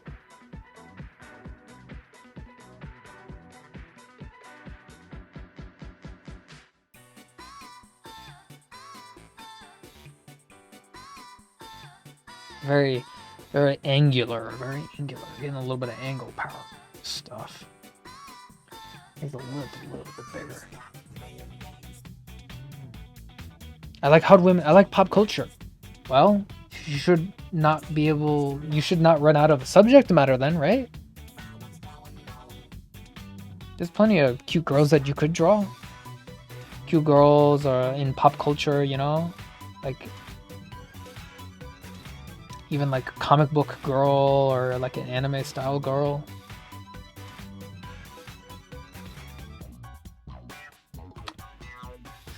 See, like with me, I just think that there's so much anime style out there right now. It inundates me.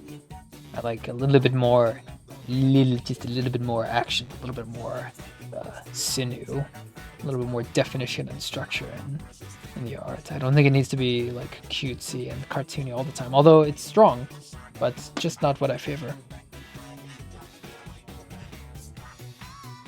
Is this Jet Set Radio? Nice. That'd be a fun one to draw, huh? I love the Y2K aesthetic of Jet Set Radio. I never played it, but I love the aesthetic. It's that kind of like early 2000s Sega game. And they did the same thing with, oh my goodness, Space Channel 5, except that's not Y2K aesthetic. It's retro futurist aesthetic, and they did it so good.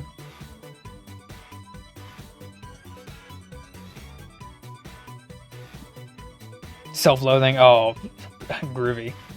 Self-loathing is part of being an artist. No.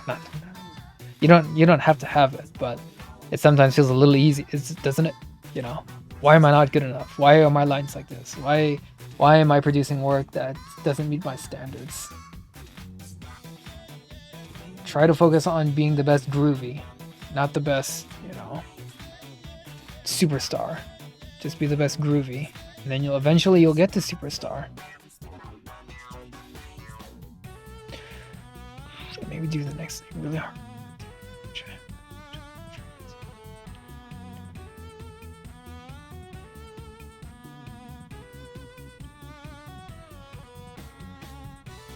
You've been wanting to do something since Crixus. Okay.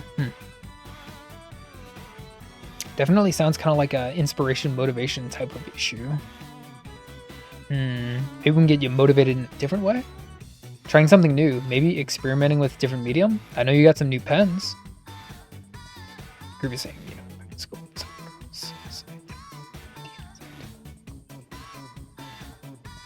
That's my phenomenon too. It's such a sardonic anecdote, Groovy. Timo actually looks annoying. You got it right. I really hate this champ in the game. A resolute marshal, yeah.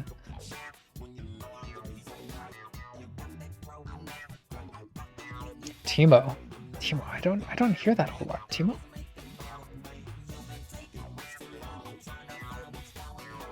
Red games.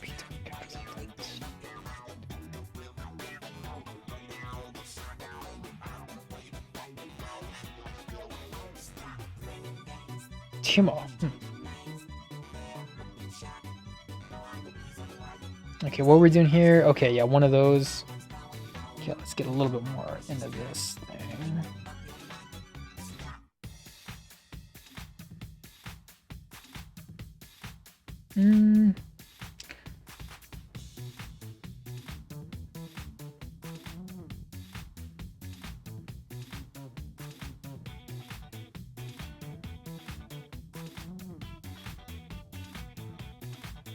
Am I getting out of frame? There we go.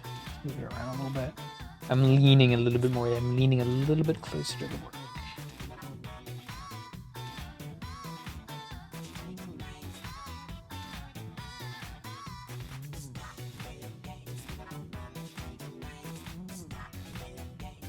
Mm-hmm.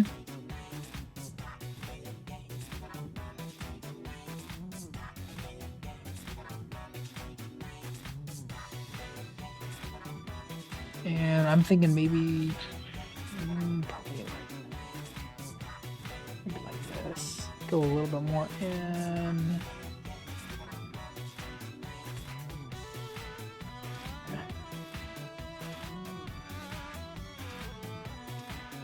Champion from League of Legends. Oh, okay. Speaking about League of Legends, okay.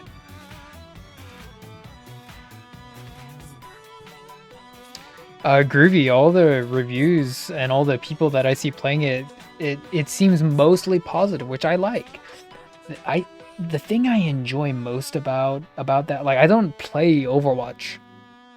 I know some people say it's Overwatch killer, or is it going to kill Overwatch? I don't think it will, but it applies Overwatch style aesthetic to the Marvel characters, which I like. Now, some better than others, but yeah, it's interesting. I like it. More blocky. A little bit more, I want to say Eastern style, you know, a little bit more anime.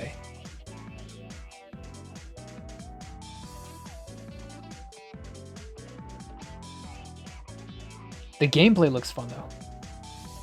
Have not played any of it, of course. I've just been cutting my teeth on. I've been cutting my teeth on Blasphemous. I've been playing a little bit of a 2D Metroidvania side scroller action. That's what I've been doing lately with games. No Marvel Rivals. I've been watching some people play Marvel Rivals. It looks cool.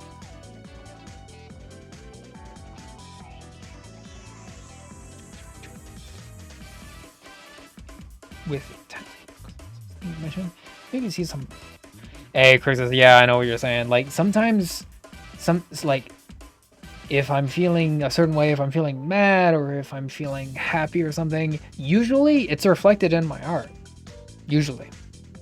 So generally speaking, it acts as a very good mirror, very good faucet to let out those stinging, nettling emotions, that catharsis.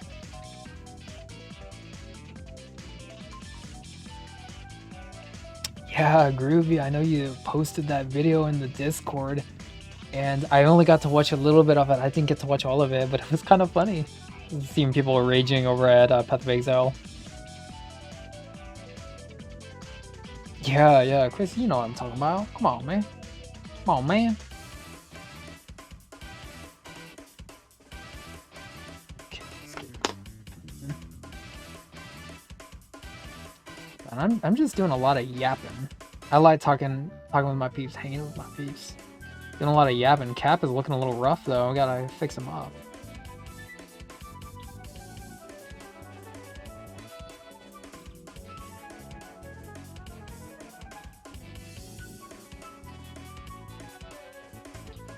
Okay. We'll leave the eyes blank for now and we'll keep going.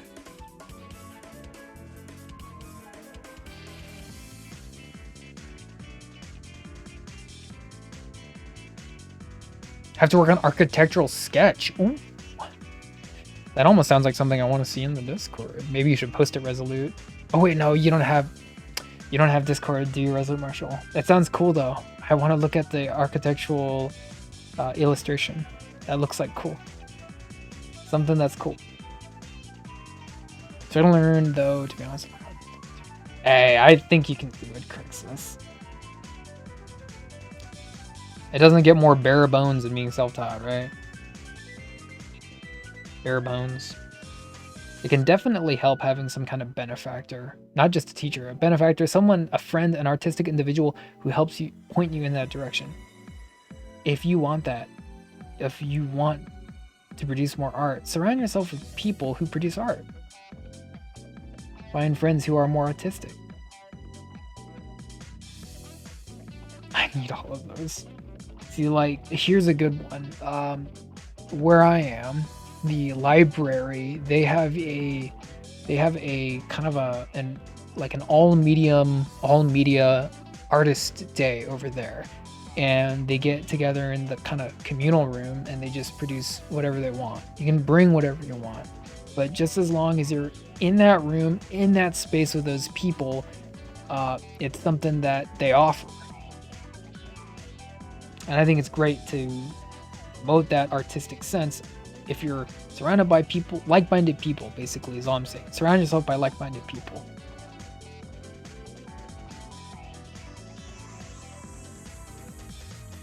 Or like, another good example would be my writing group. I love to write. I don't write on Twitch, obviously, but I love to write, and I'm a part of a writing group, and I bring my writing over to them, and we critique our own writing, and it's lots of fun. Easy stuff. It's nothing special. I just need to do it to pass. I'm not going to put much effort into it. If I found some old arts, I can send it to you. Do it, Resolute. Do it, Resolute. I will look at your old arts. I don't care if it's a person. I don't care if it's a building. I don't care if it's a building shaped like a person. Like Captain America. Yes, just as long as it's a building or a person or a thing, a noun. That kind of thing.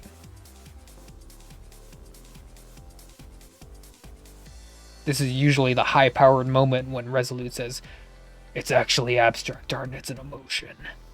It's not an... People write on Twitch?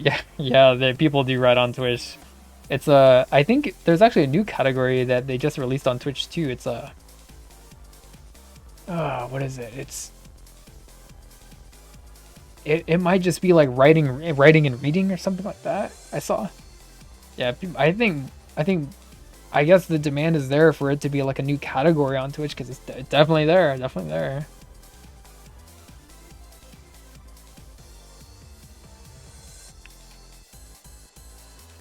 No, it's its own category, Chris.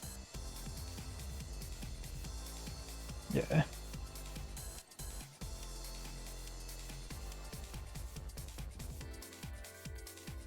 Alright, and I think over here we're gonna do one of these, like that. Yeah. It looks like an R, doesn't it? Let's go in. Oh, let's see, we've been on for 2 hours and 20 minutes. It's okay. I think I can get the ink done on this. It's not that hard. I'm just yapping. A whole lot of yapping. Not a whole lot of happening. Just in some easy mode Captain America Christmas time, And we're gonna go like that. There we go. This. Like that. Alright. Oh, Marvel Rivals. It looks like fun though, I'm not gonna lie. Does look like fun. I was actually thinking of maybe I should do a little bit of artwork of like a character in Marvel Rivals that is popular that I don't ever get to draw.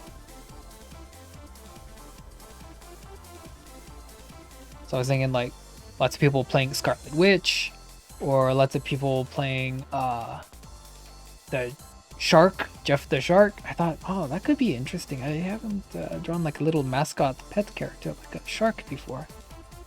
Maybe something like that. Or I saw Iron Fist design. I thought that was pretty good too.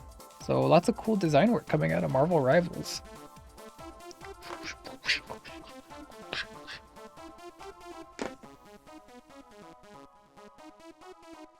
I got a skip from last year. If it satisfies, yes it does. I like to see any and all artwork that my community does.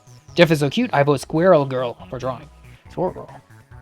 Actually, I thought about her too. I was surprised. I thought, wow, this character Squirrel Girl, and that I've known for forever is now in this game.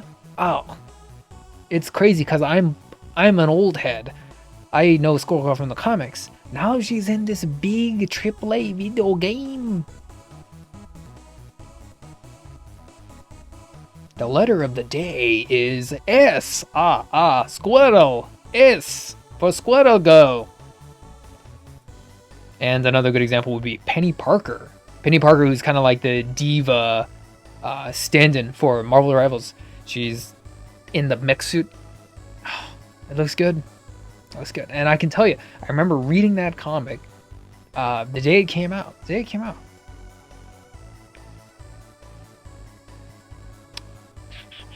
Thank you, Resolute. Yeah. Found it, and guy was reading Neverending Story. He was reading Neverending Story, really. Are we, so are we getting to the Artax death? Is there a horse dying?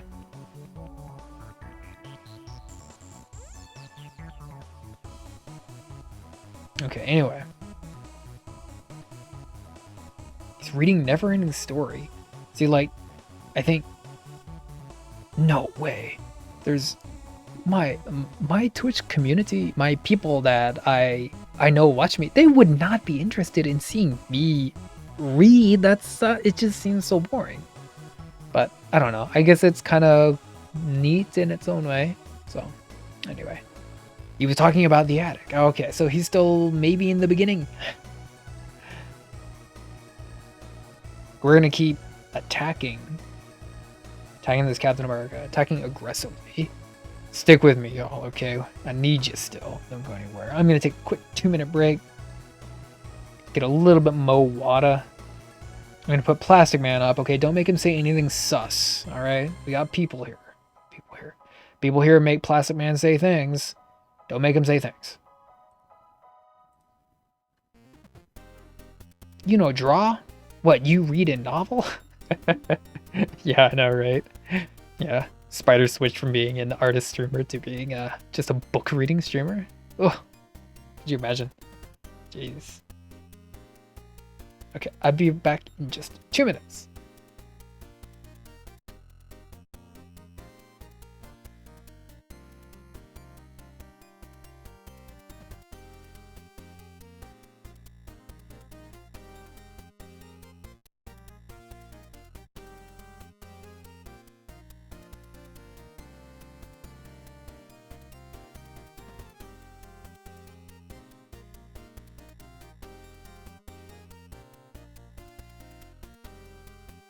No, Plastic Man isn't saying anything. What the heck?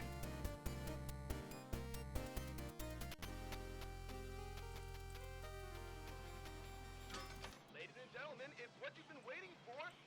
Angel attack! Ready?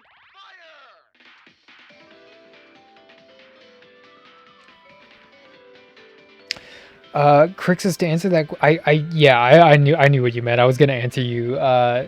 Just to answer your question, I read a lot of books, but I don't finish a lot of books. If I'm in the mood for something that's like horror, or something that's more science fiction, or something that's more nonfiction, I have books for all of those purposes. So I have a lot of books I'm in the middle of, but not books that I have finished. I've finished a lot of books, but I'm just reading constantly all these different kinds of books at any given time.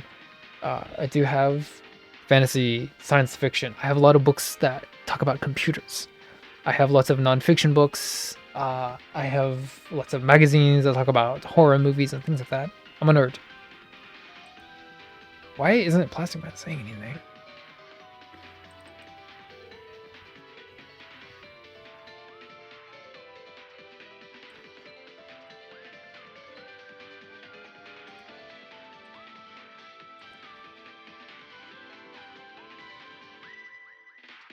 Well, it's not overwhelming. It's just that. Is he gonna say something? Pop. Oh, there we go. Okay. No, it's just because I like in the morning. I like to read something. Generally speaking, if I'm just chilling in the morning and I got my cup of coffee, I like to read something that's a little bit more like autobiography or nonfiction, and then like if I'm just in the middle of the day like waiting for something, then I'll read something more like fantasy or science fiction, you know. So I kind of have like a book for any given time, any given attitude, you know. That's just kind of how I am. I am subject to my own caprice at times. Yeah, yeah. I mean, it's kind of like almost in a lot of ways my same taste in comic books. You know, I I have all these different comic books and all these different genres, but I know what I like and I lean into those genres. But yeah, let's superheroes, science fiction, horror. There's plenty of Captain America comics.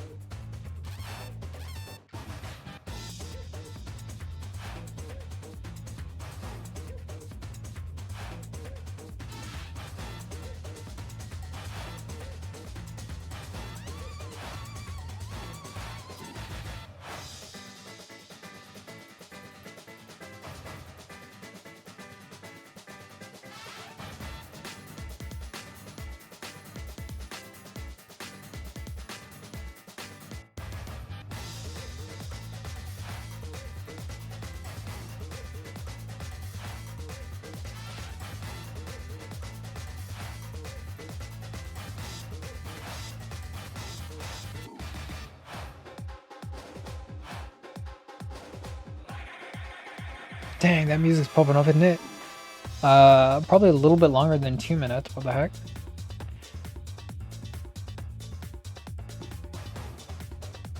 Plastic Man said my name on screen.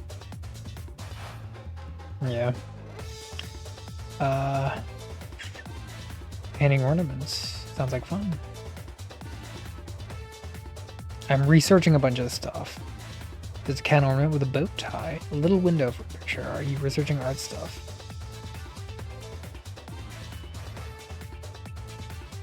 I think we got... I think we got this stuff. This is gonna be easy. I just need to get into a little bit of focus mode. It's not the best cap. Not the best cap that I've drawn. The best cap that I've drawn is probably up in the slideshow, which isn't there right now. It's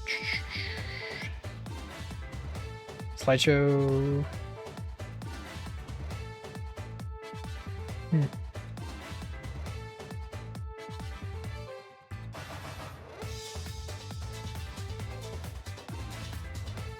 There we go.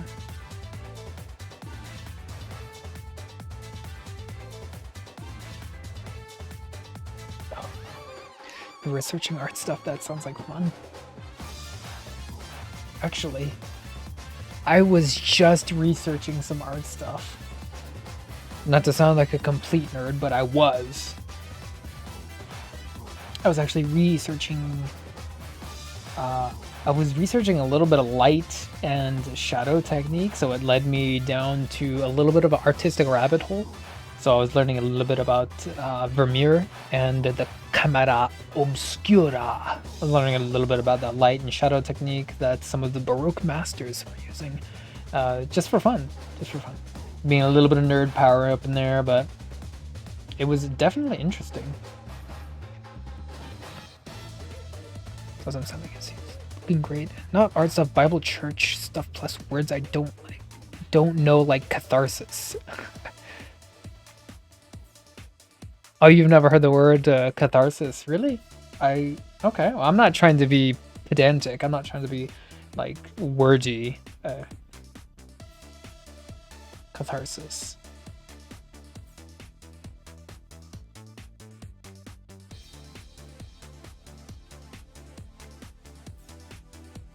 And let me see, costume, yeah.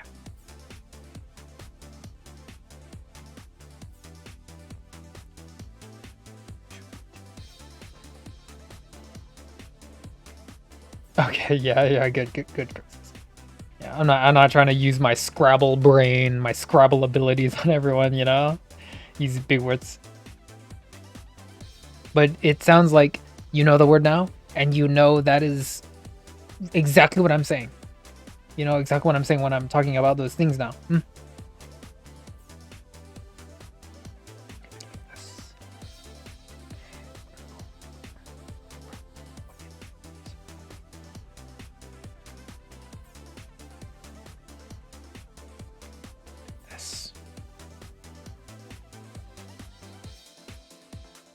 I'm not trying to be another big...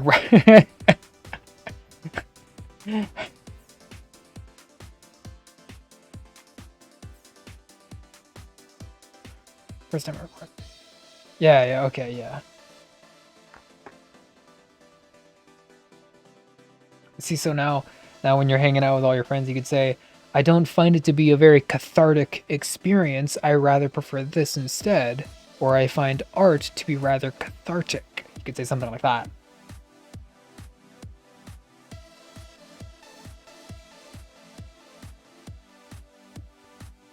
And then those people will have to use their Google, maybe.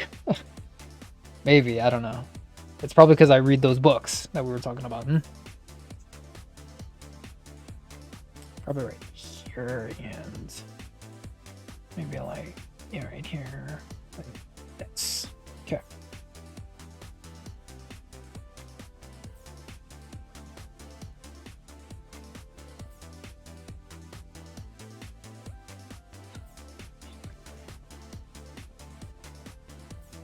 I take care of problem people. I don't word much. No, word, you don't word much, but it's fun. Oh, this looks like it's going dry. You can't see. What the heck? Yeah, you can't see. Come on, focus.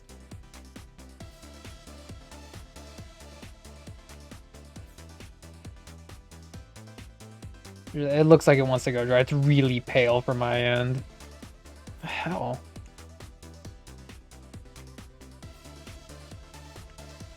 Getting fuzzy. When it's getting fuzzy, you know it wants to go dry. We'll use a different one.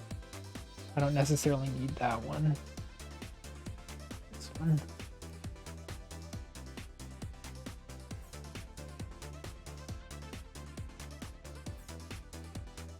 So you know a little bit about using black ink that looks brown, don't you, Crixus?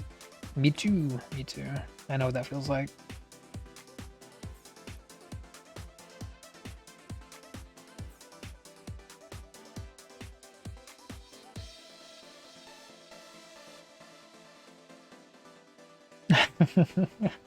Like the panda character. Yeah, I want to see the panda OC. Yeah. That's your New Year's goal. Before the new year, get your panda OC done. Get like some kind of rough design out at least of your panda OC. I'd love that. That'd be great. There's a unique problem solver. Violence when necessary. Violence when necessary.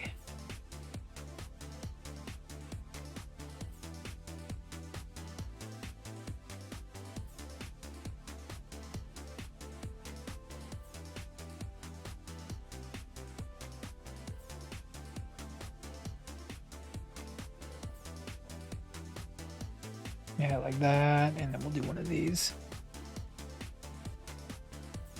I don't think the panda OC would be like cute. I think it would be like very functional, and I think it'd be like maybe a little bit more like in my head is thinking of like World of Warcraft a little bit, like more like the warrior style panda, you know, instead of a cute style panda. But I don't know, maybe I'm wrong. It's Quixus OC.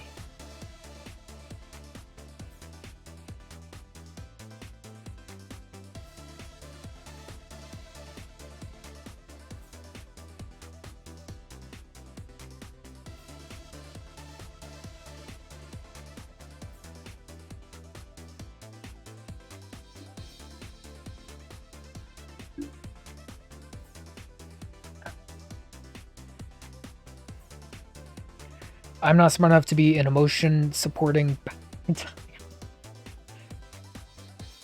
That's okay. It doesn't have to be representative of you. It can still be your OC though. You know what I mean? Like I don't think my OCs are like wholly representative of me, but I still love making them. Still love making new characters and you know, characters I think I like smart characters, so I like to make my characters look like they're smart people. I don't think I'm that smart, but I just like the trait. I like to emulate the trait. So that's what I do. Pop is saying, I tried drawing a dream catcher and it looks like a crude time machine. Is it too much to ask for both? What is one if not the other? Philosophical conundrums. You ever had to double check if you were right in word spelling? Yeah, I have. There's some tricky words that are just like common words that I always like exaggerate. I always have to double check the word exaggerate. Make sure there's enough G's, R's, and the A at the end. That's one I always have to double check for some stupid reason. So it's not like something elaborate. The elaborate words I think I know how to spell, but it's a common word like exaggerate. Tricks me. Popeye sounds like an upgrade. Yeah. Catching dreams across time, so cool. Yeah, now it sounds like another like a concept or a character or something like that, you know? Sounds like something you read out of a book. New York Times bestseller. Okay, and over here we're gonna do one of these.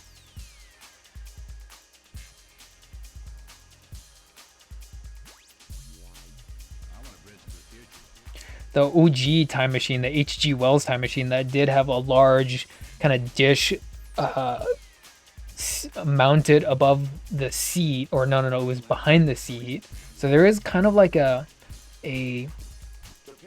almost a kind of a prophetic, but also a symbological importance to time and the way that we perceive time, even in fiction. In fiction, time is represented with a circle or a dial or something that is round. So it's kind of interesting to use that same symbology and that same definition, but applied to something that's completely disparate from it, which would be a dream catcher. What I was saying. I also drew a duck.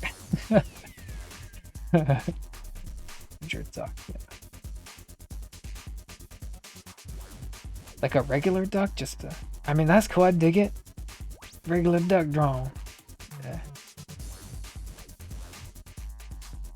Haven't drawn a duck in a long time.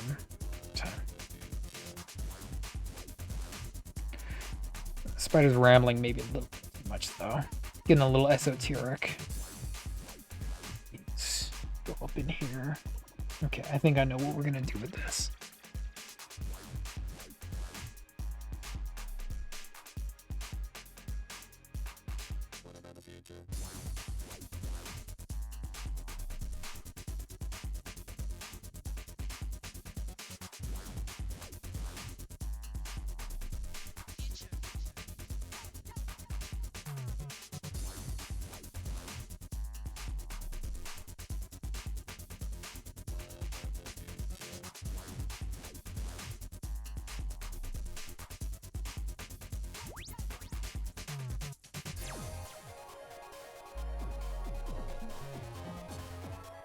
Duck catching dreams across time. Yeah, but when I think about that, it sounds so much more like shonen, so much more action-packed. I don't think of it quite as like a joke. Ooh, it sounds like some Mega Man Battle Network. Ooh, I haven't heard this in a minute. Is a drawing of a dream catcher the same as having a dream catcher?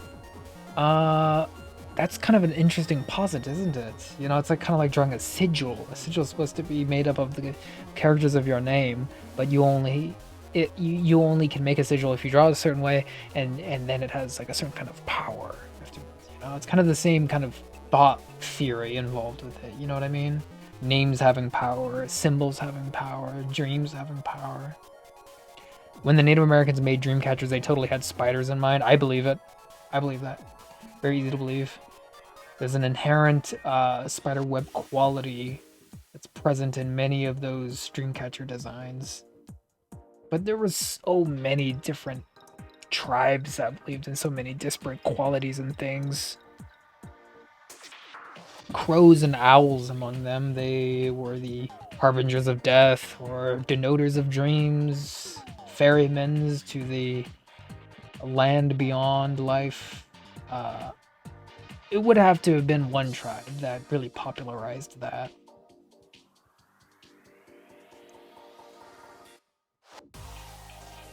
And over here we're gonna do one of these, like that.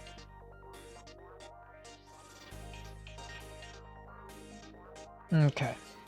Don't worry, we're gonna get to the fish scales.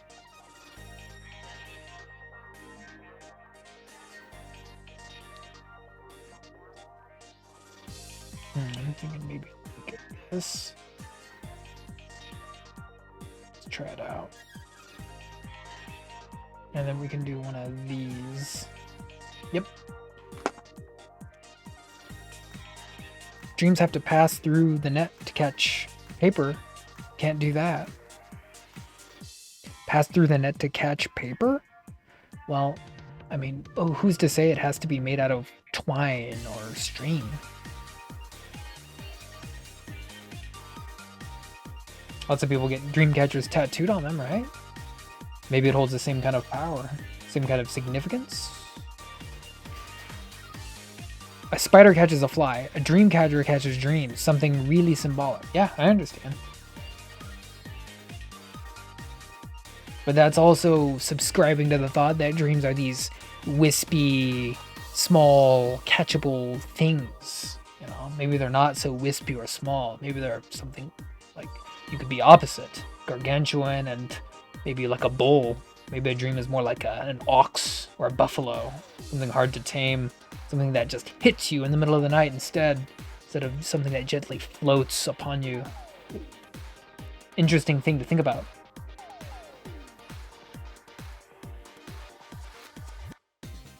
It has to be a trap for dreams. I think that's a popular thought. A dream bear trap. Yeah, and you know how many people have a dream bear trap? No one. That sounds so metal, though, doesn't it? A dream bear trap or something like that. Sounds pretty crazy.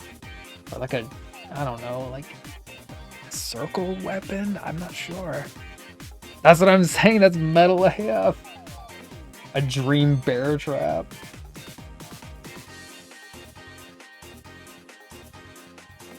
So this is like art, like this occult looking bear trap, and I don't know, you place it like around your sleeping quarters or something. Catch big dreams. Violent dreams, maybe? Just because the dream is big doesn't make it violent. Interesting thing to think about, though.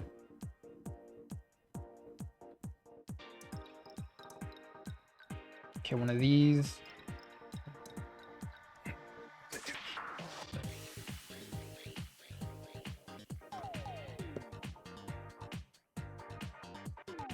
And those.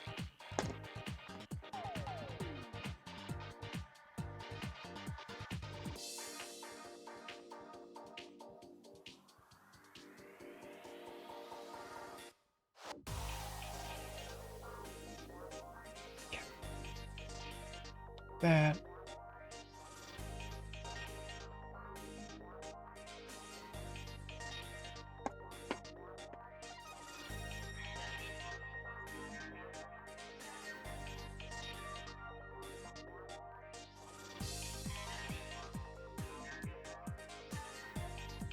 And it's gotta be the picnic basket variety. Yeah, the Yogi Bear style dream. I don't think I've ever seen Yogi trapped in a bear trap, let alone a dream bear trap. A dream bear trap sounds so much more creative than I think what Yogi is doing. Yogi has such safe and very sanitized stories. I really associate him with that, but I see what you're saying. It's like the dreams that visit you are the ones that are just those innocuous, well-meaning dreams. Like Yogi.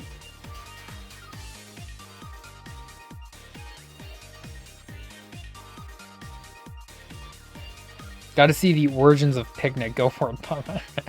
Yeah, I love picnic baskets. I love picnic baskets.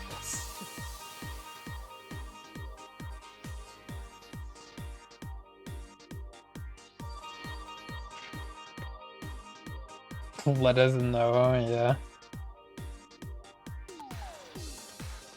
I don't know. I would like to like somehow relate it back to like the Panda OC, but it's just so far removed from, I don't know, areas. I don't like the pandas speak to something differently. I don't know. Maybe. Who knows? Who knows what kind of craziness we'll come up with next? Right now, I'm just trying to get this cap done.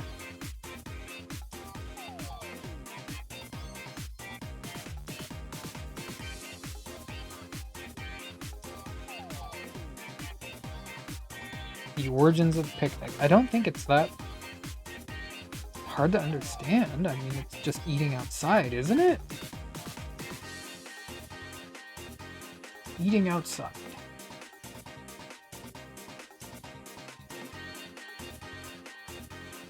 Okay, and then we're gonna go here, that.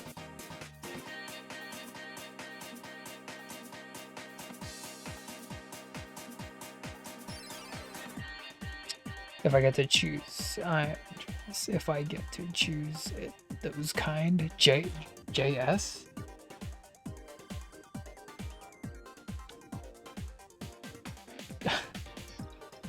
It's French for something? No, it is not. It was racist and had origins in lynching. Picnics did? I don't recall that. It's just eating outside.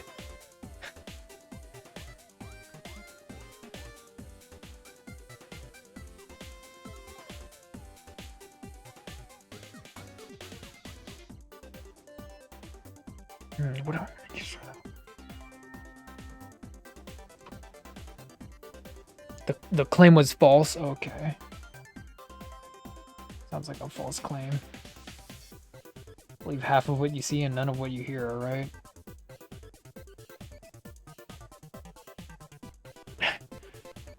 Yeah, that sounds kind of hairy.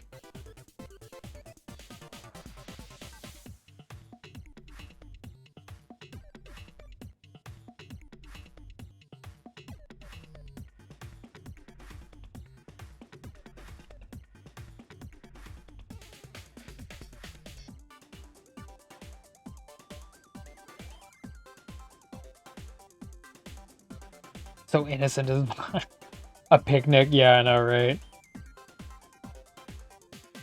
I haven't heard of that one yet, though, Popeye.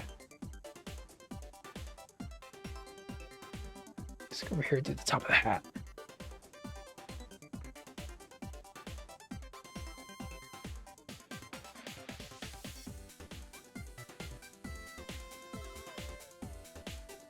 Have you never drawn Hellboy? I actually haven't drawn Hellboy. Hellboy would be a really interesting one for me to draw, just because he already has such a set, like physical style. Like there's a way to draw Hellboy. And he's so Mignola. He's so married to the art style of his creator. It's impossible to divorce the character away from him. So when you draw him, it almost has to, in some way or another, be Mignola. And I feel like if I did draw Hellboy, like it would look something like this. Like it would look something like a little bit more, I don't know, it would be like more superhero, more cartoony. That's usually what I do. So I think I could do it. I think I'd do it. It might not look the most pleasing to the eye, but I could do it. Apparently the scarecrow and pumpkin carving have a legitimate horrible past. Pumpkin carving maybe, but I know that it was used as a substitute for the turnip. Scarecrows I don't know too much about. I would just say that, oh yeah, they scarecrows away. Their history though, I couldn't tell you. One of those. A scarecrow? I mean, it does its job. Yeah, sure. You want these?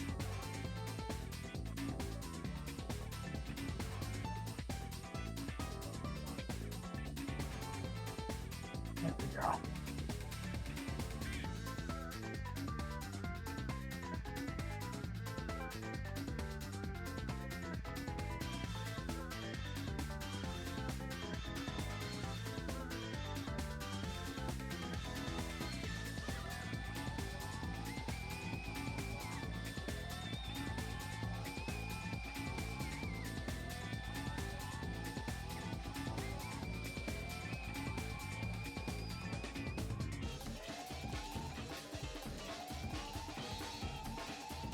Oh, the Hellboy? You want the Hellboy? I kind of want the Hellboy too. It's just like I said, I like Hellboy. I kind of like him more so as a concept than I do as like an actual character, because I don't read a lot of Hellboy. I think what he does and his concept is very strong. I love it, but I'm just not this huge Hellboy fan. I'm not a huge like Mignola head, so I just never like really like cracked that nut open. But I can totally understand why people would love Hellboy. I'm basically a sleeper Hellboy fan. You know what I mean?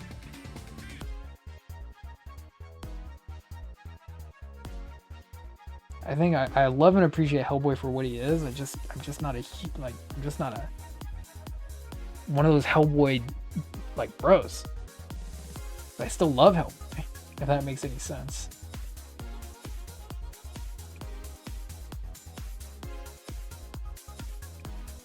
So maybe Spider just needs to add that to his reading list. Maybe a little bit of Hellboy.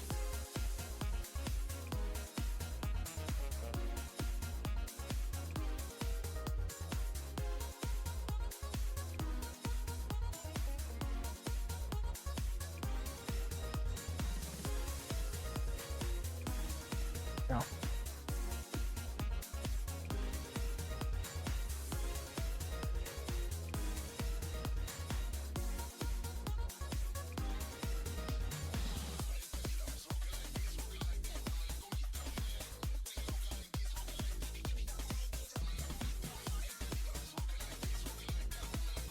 Yeah, Hellboy, bro.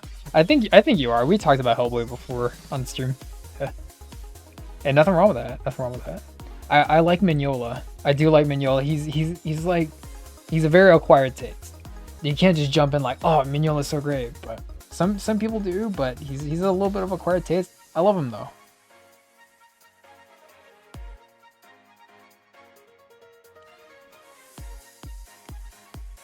See, like, there's so many people that get into comics and think like it needs to look like Alex Ross for it to be good, and that's no. But some people, still treat comics like that. It needs to look a certain way. It's kind of weird how we educate people about art. Art education is it's kind of touch and go sometimes with people. You read all of it? Oh, nice, nice. Is the early stuff better than the later stuff? Okay, yeah. Yeah.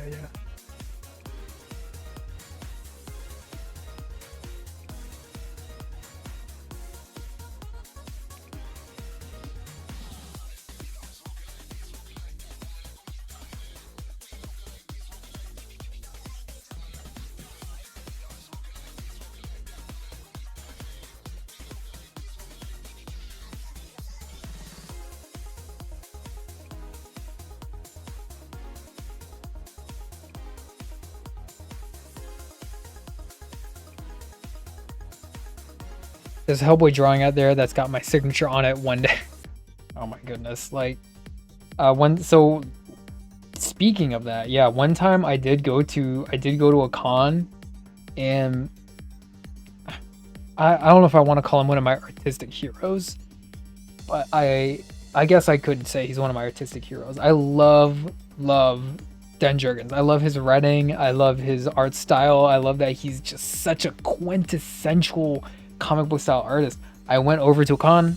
I wanted him to draw my OC, and he was doing like I think over $100 for just an upper body, and I was like, oh, I couldn't do it. I just could not. It's one of those things. It was too rich for my blood. Rich for my blood. So kind of same like you. One day. And then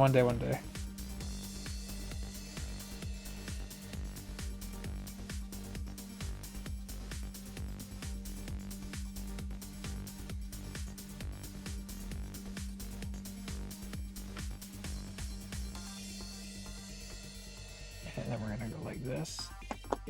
And start adding in some fish scales.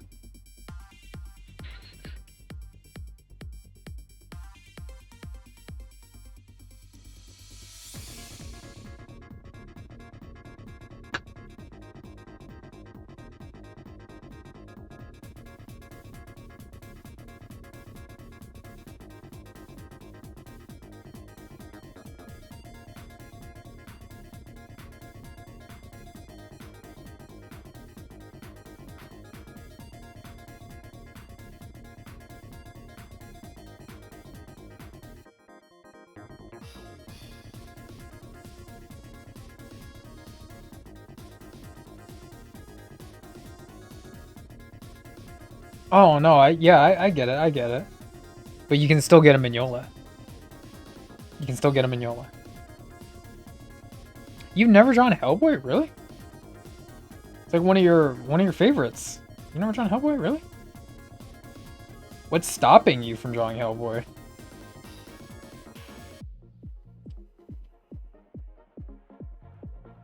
I'm drawing one of my favorites right now.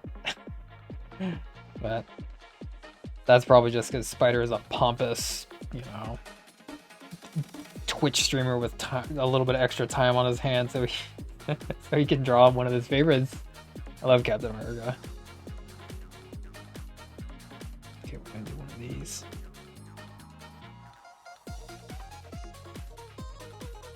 It's getting a little dark. Let's up the exposure. There we go.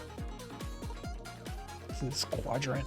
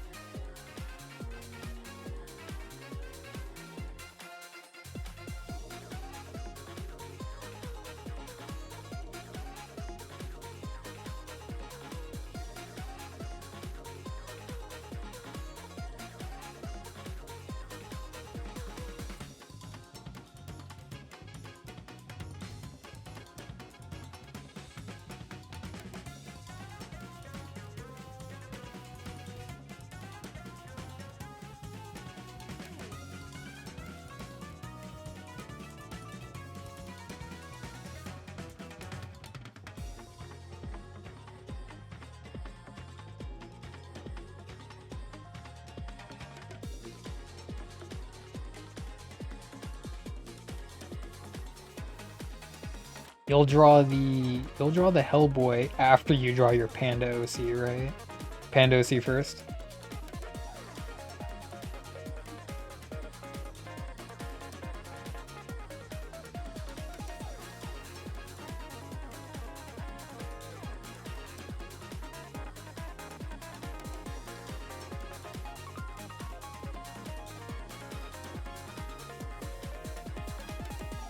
Come on, we getting there, we getting there.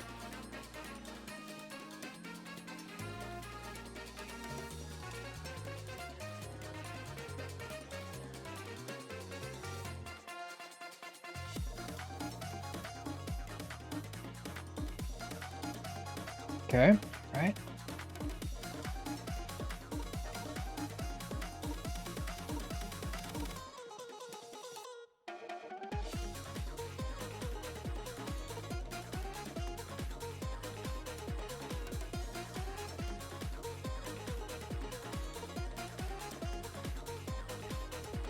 Oh.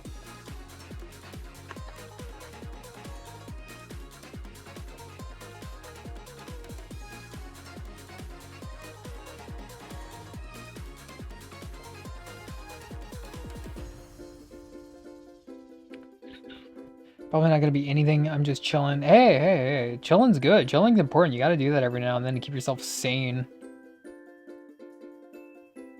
I just love seeing what my people are producing. You know that. I love seeing what they're doing. It doesn't matter if it's a Panda OC or a building. I want to see it. Panda OC is probably a little bit more interesting to me. Just saying. Chilling is important.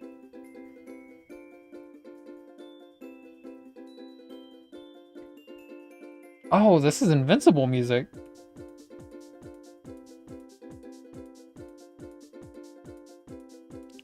Alright, anyone got some Mario emotes? Now's the time. If you got your Mario emotes, you throw them up in the chat, alright?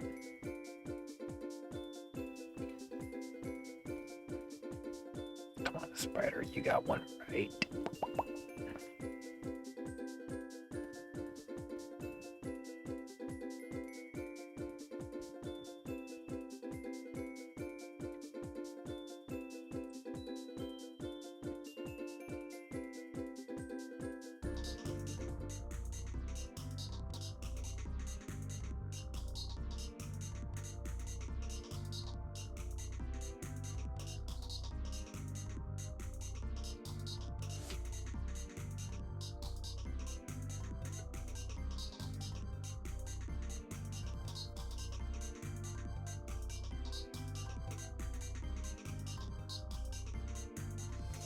Peach getting that secret door. I love it.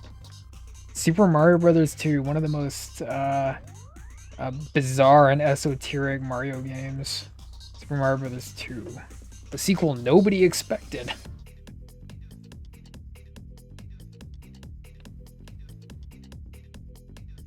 Okay, let's get the shoulder action going on. Doesn't need to be elaborate. I'm thinking maybe like right here. So let's get a little bit of that.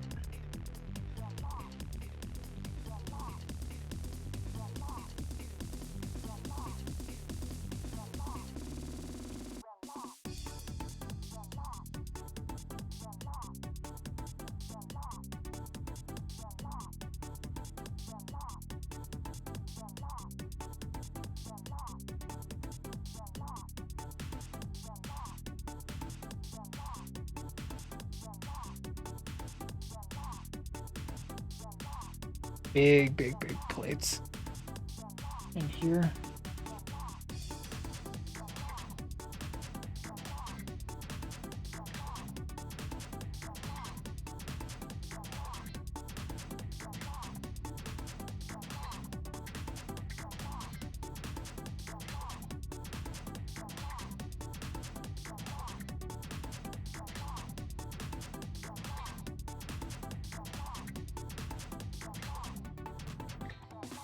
Okay, and then this side, this is what we're gonna do for this side. Is this the right pen? Right over here. We're gonna do one of these.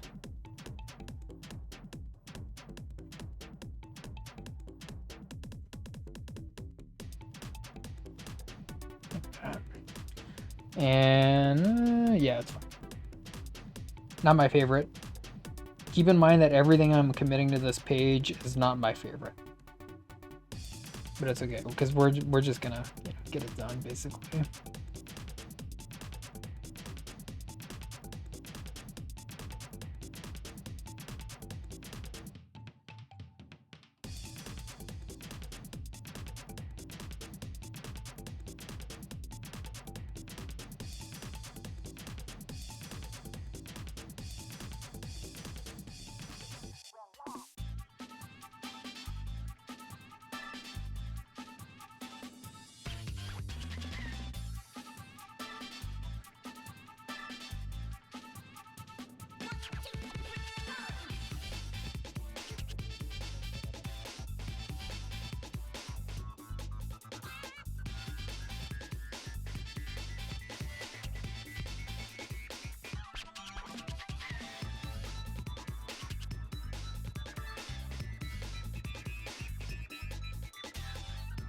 I go right over here. Yeah. I'm thinking maybe we'll do. Oh.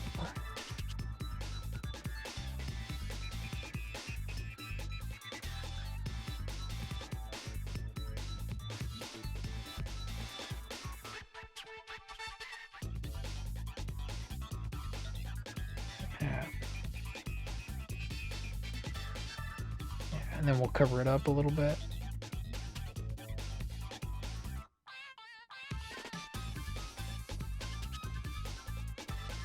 That's jamming.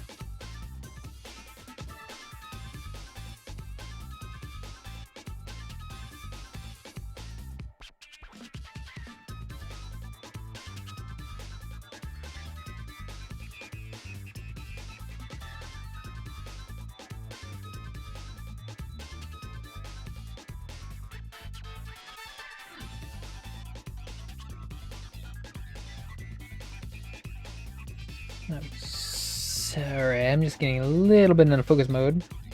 Focus mode to try and get some of this stuff done. Okay. And then we're gonna block out some of this. Spider is speaking about some esoteric things today, for sure.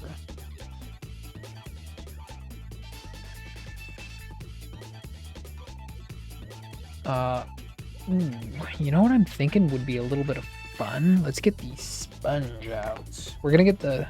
Do I have my extra one here? Oh, where'd it go? Here it is, right over here. We're gonna get out Crixus' favorite item, favorite tool.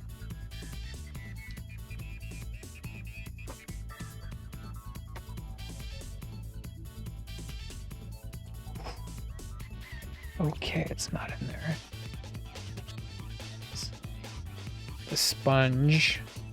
This is what we're gonna use to texture this Santa hat. Let's get it out real quick.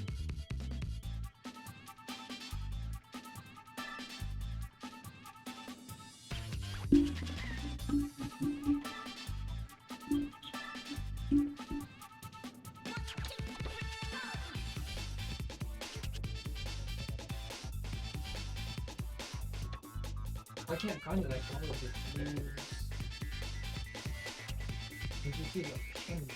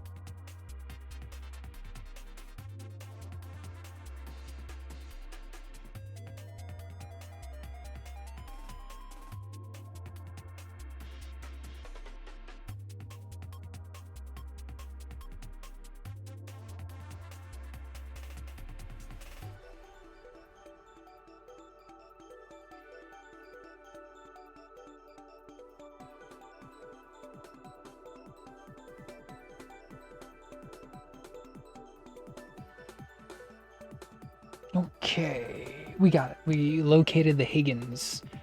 That black magic. Higgins. Volatile stuff. Powerful stuff. Careful what you do with it. Okay. So we gon' get the Higgins. Yeah, look at that. Can you see that? Yes. Powerful stuff. It's not really meant for this paper. We're using such a little amount. We're gonna be able to get away with it on this. Sponge.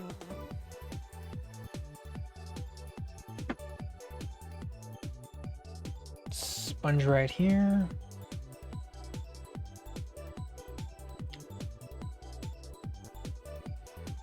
A little bit of kind of dry, not brushing, but dry sponging technique. Bro using the good, yeah, bro using the good ink.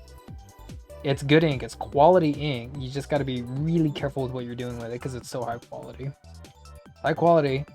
This paper though isn't built for this kind of viscosity. You gotta be careful with it. It'll wrinkle your paper very quick.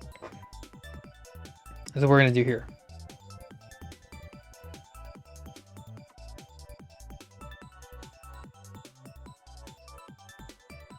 Gotta go in. My chair would work. Ooh.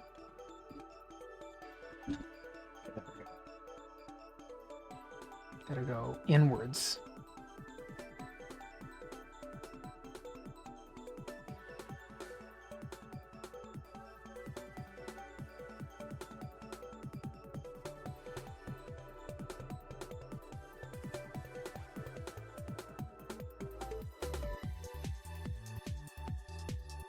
Some of that excess off. Get it so that it's a little bit more dry. This is the effect we want right there. That's the effect. It's still heavy. Really squeeze it.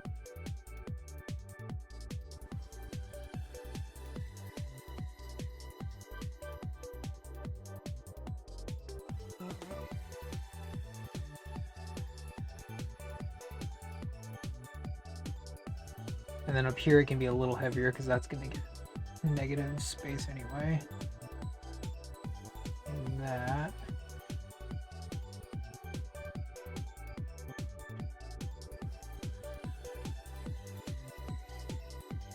Okay. It's messy, but don't worry, we're going to clean it up. We're going to keep on going.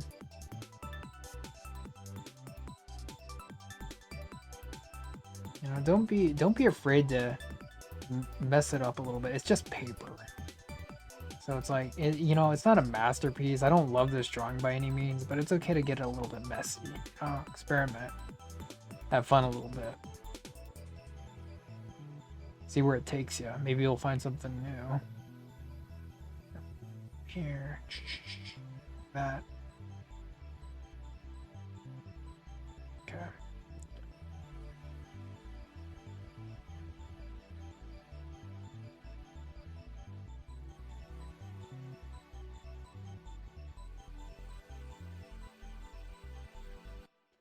Deep here. Oh, I think that's the end of the playlist. Nope.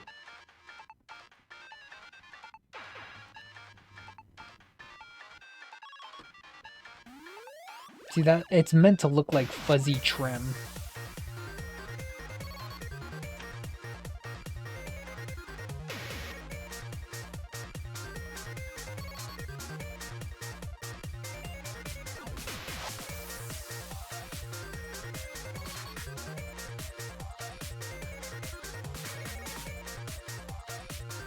Do you like that, Penny Lane? Do you approve?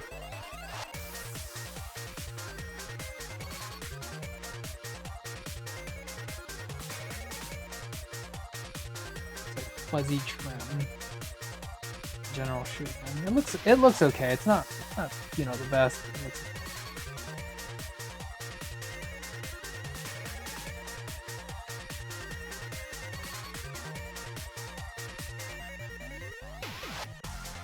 And then we need to go heavier down here. Yeah, a little bit heavier. so don't be afraid to push into that paper a little bit. Like that. Okay. Maybe down here a little bit too. Okay. A little bit of Higgins doesn't hurt. Paper still has integrity. Fingers got a little dirty.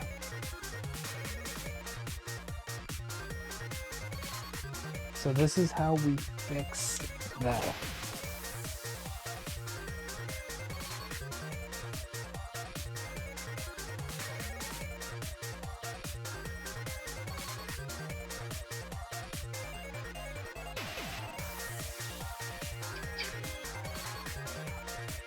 And we're gonna get a little bit of shape in here. So let's just get really fuzzy with it. Let's use this pen.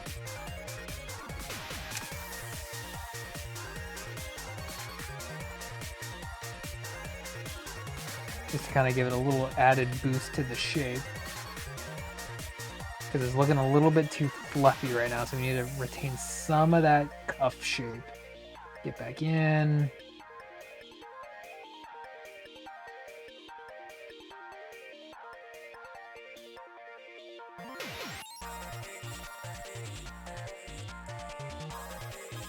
Definitely looks fluffy though.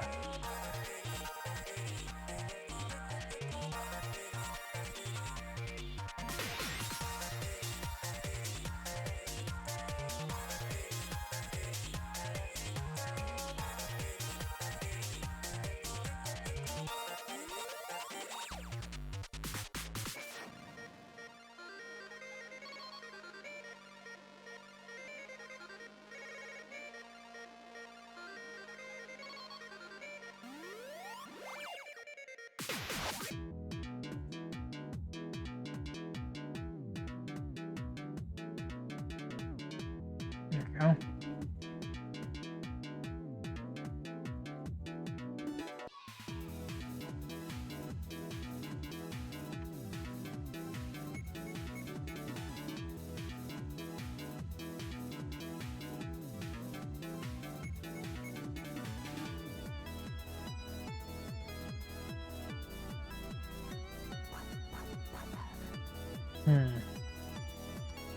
Let me think. You know what? You know what's a good movie, a good Christmas movie is Jingle All the Way. Jingle All the Way. That's one that I watch almost every year. The one with Arnold Schwarzenegger and Anakin, and they're trying to get that doll.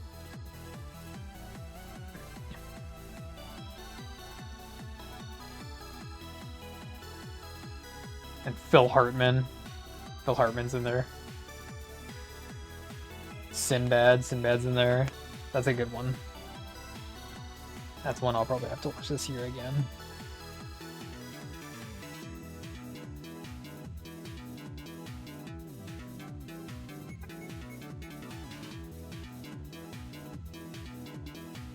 It's like one of those movies that actually leans into a little bit more of the like consumerist aspect of Christmas, which it is kind of refreshing because so many movies are about like things that are more like soft and warm feeling, but that one's like, oh, you got to deal with the stress of going out and getting this toy and punching out like all these little Santas and everything.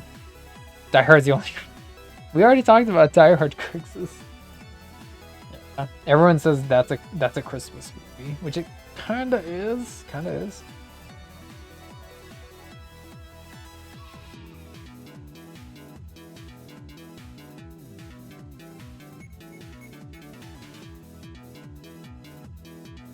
Christmas movie. Iron Man 3. Iron Man 3 takes place during Christmas. It's another Christmas movie. If you want to be technical. Need a little bit more sponge action over here. This side's a little weak. Spongito.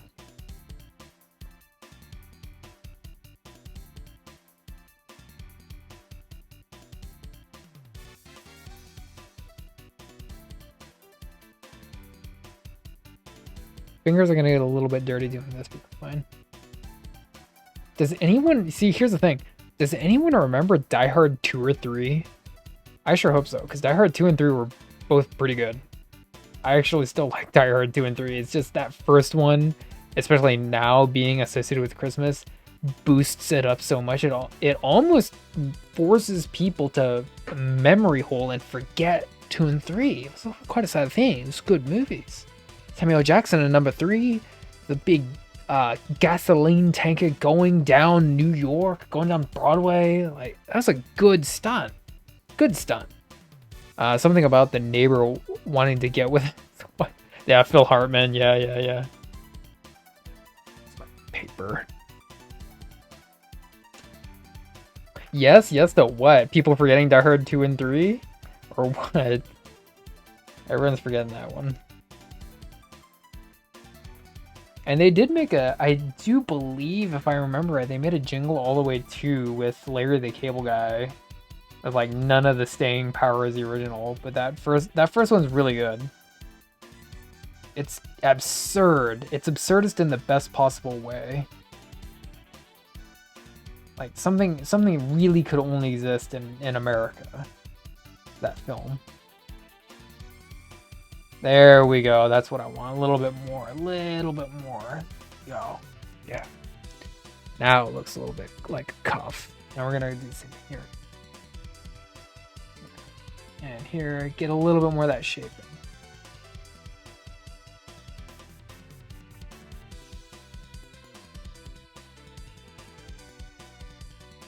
Gonna have to white that out. It's fine.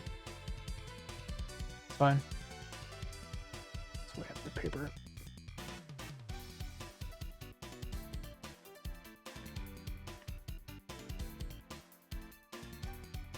Oof, look how dirty my fingers got. I remember the 2 and 3, Die Hard 2 and 3. I almost want to say at this point, Crixus, you may be in the minority. I think 2 is kind of escaping me a little bit. You might have to remind me a little bit of Die Hard 2, but 3 I definitely remember.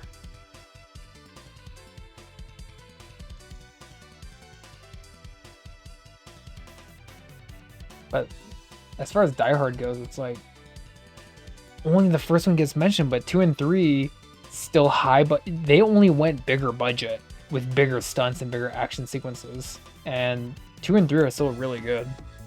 No one talks about it though. It almost seems like the appeal of Die Hard 1 being a Christmas movie makes it even more famous. It's a bit absurd because it was never meant to be a Christmas movie. It was meant to be an action movie first and a Christmas movie fourth. But it's you know, it's its reputation. As soon as they release a piece of art out into the world, it's what they think about it, not what you think about it. You know, you being the filmographer, the director, everything. It's a bit silly how that works, but. As soon as you release it into the world, it sprouts its own pair of legs and scampers off, the little bastard. Belongs to everyone but you. Well, that's the way one artist put it, I remember. He's getting there. Big Eyes Captain America. Big Eyes Happy. Big Eyes.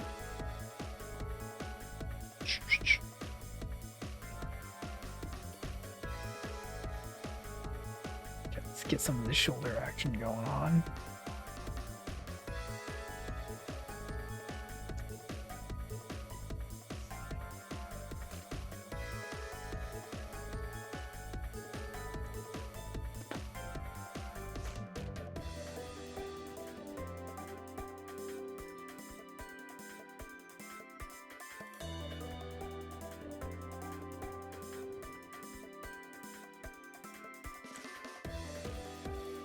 Are there any good like Christmas animes?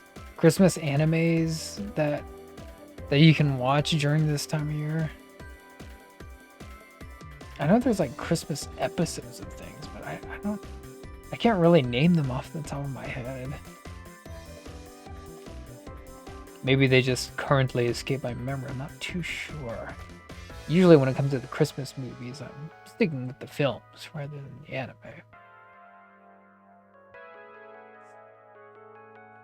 Go here, go here.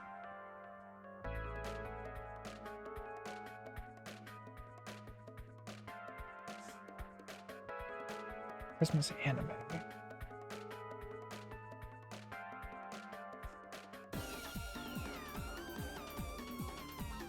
Ooh.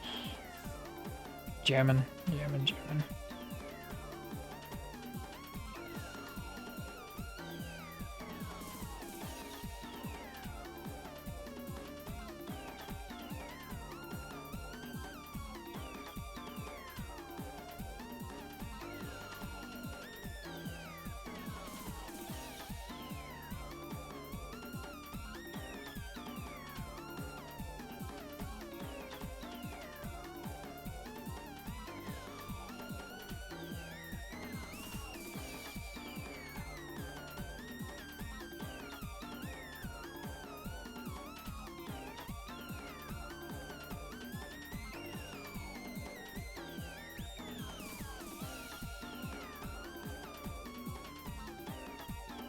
Oh jeez, look at my pen.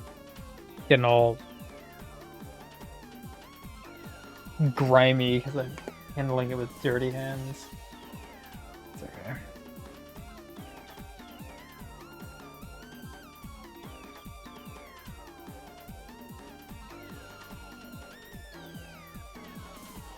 Hey, you know what I thought was kind of weird?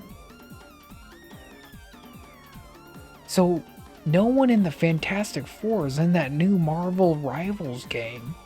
That's weird. Oh, hey, come on. No one in the Fantastic Four, not even the Thing. They chose Groot instead of the Thing. They could have had the Thing, but for some reason they didn't. I don't understand. That's weird. Weird. I don't know why they made that choice. It's confusing. I know people love Groot. No member of the Fantastic Four. Dang. Complete erasure. Even Star-Lord and Squirrel Girl got in the game. Oh, this is the bonus level. Bonus level. Here we go.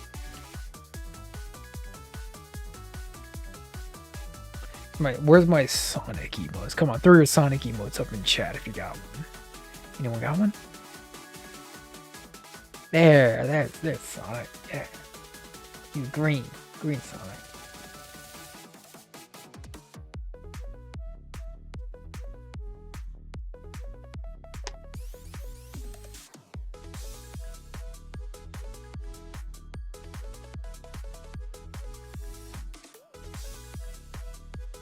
Fantastic Four is still in I don't know, it feels like they've been in recovery mode for like 10 years, right? Jeez.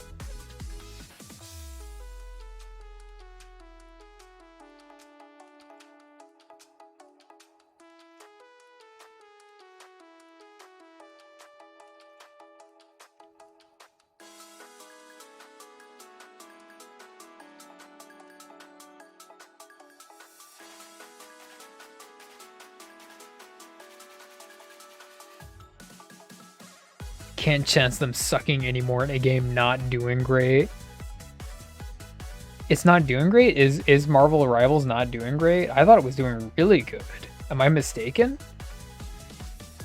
Or is it just because they're too risky? They're just too much of a risky, like, IP, too much of a risky property at this point. This one.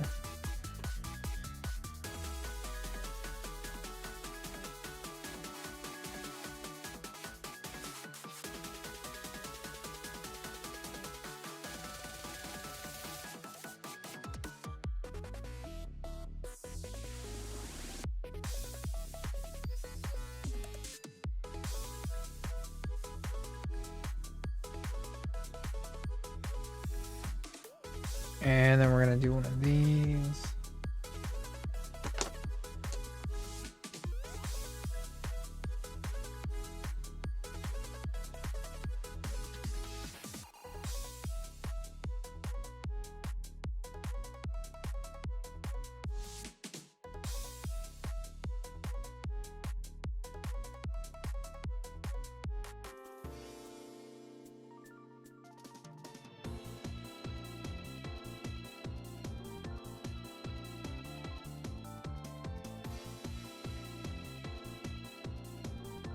We're gonna texture them out just a little bit more.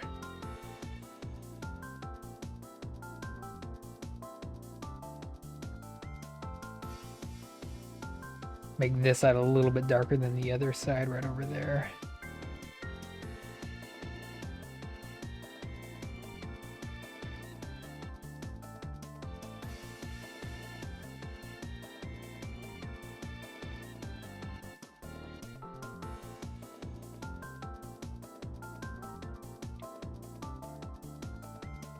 Rivals is below margins for success, and the team for it even asks for streamers who play Marvel Snap to take their audience. Oh, really? I haven't heard of that. Oh, really? Is Marvel Snap getting like a whole lot of streamers doing it? Because I don't know. Maybe it's just the crowd I'm floating around in, but it just seems like more people playing Rivals than Snap. I know people playing Snap, but I haven't seen a lot of streamers doing Snap.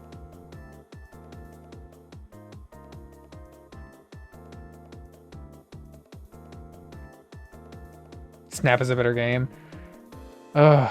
Like I want to like Snap, but I'm still kind of like bitter about how Marvel Battle Lines got erased. I loved Battle Lines. It was like a flash in the pan, like original artwork, kind of like tic-tac-toe card game that Marvel put out for mobile, and I loved it. It's more popular, yeah. Getting some of that mobile money.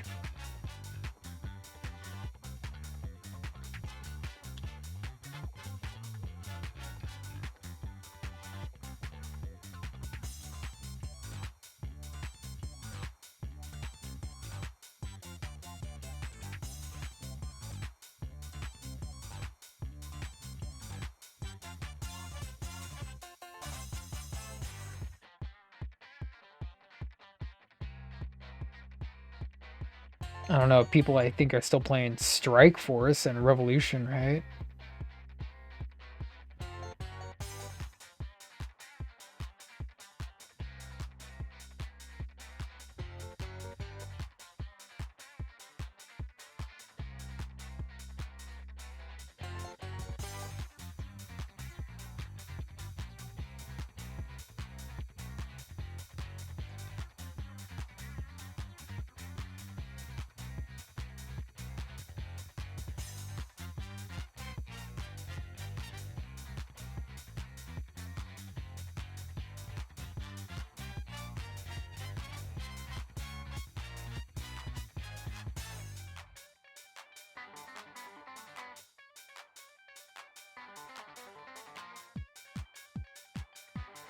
Okay, let's get a little bit more action with this line.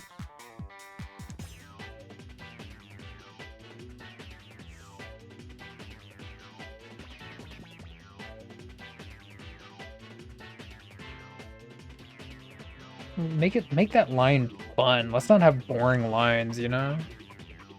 If we're doing line work, if you're a line artist, let's have some fun lines. Let's not make it not look like a coloring book.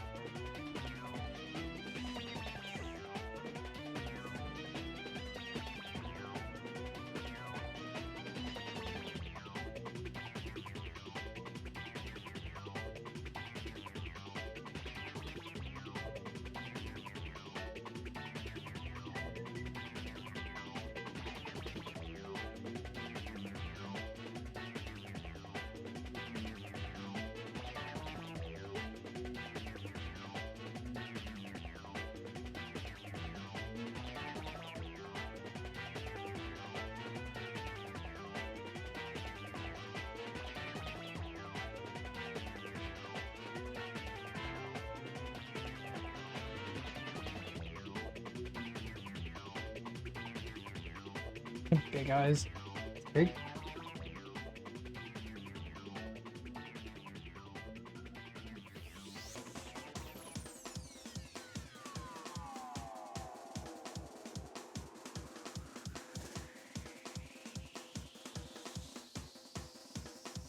Bright eyes.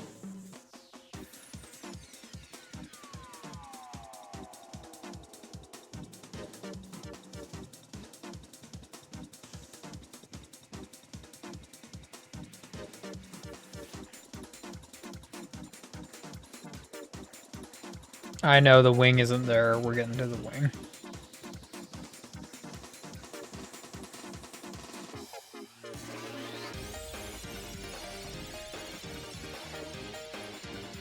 Mm-hmm.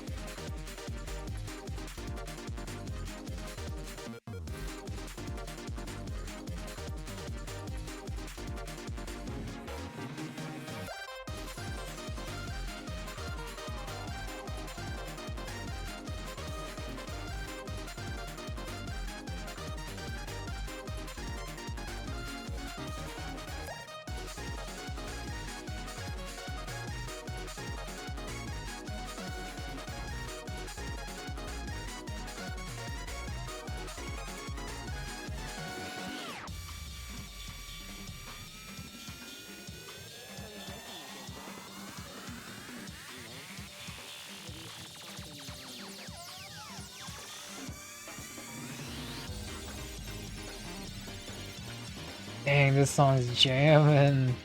Yeah, yeah.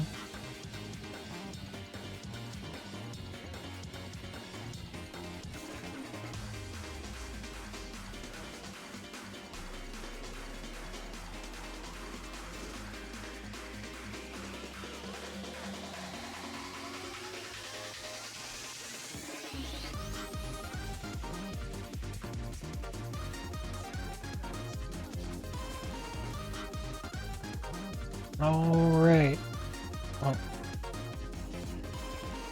that is going to be it for me tonight. All right. It was lots of fun. Dang, look at that trim. That trim came out. That trim came out good. Anyway, it's lots of fun doing this Captain America. I love Captain America. I want to do a patriotic superhero. It was Pearl Harbor Day 2 days ago. I want to do something to mark the occasion. I love Captain America. I love patriotic superheroes. So anyway, we just getting a little bit of the line set in for now. We're gonna come back. We're gonna color this guy, and maybe tomorrow we'll see. But in the meantime, I want everyone to stay well. I want everyone to have a great Christmas time. I want everyone to do some art. I want everyone to engage in a creative fashion. Get creative.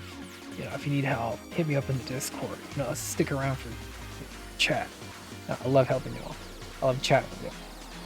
We're gonna be back here again soon. Don't worry. I'll keep you posted in Discord. Tomorrow, Wednesday, is when we'll be back. We'll touch up this Captain America, get it done, get a little bit more Christmas mood. In the meantime, we're gonna be hooking up my brother, Who's Fox. He's gonna be doing a little bit of DBZ stuff, it looks like. So, be back here again. Okay. I love you all and have a good Christmas time. Okay. Man, thank you for the stream friends. Hey, thank you for showing up. We're gonna be back again.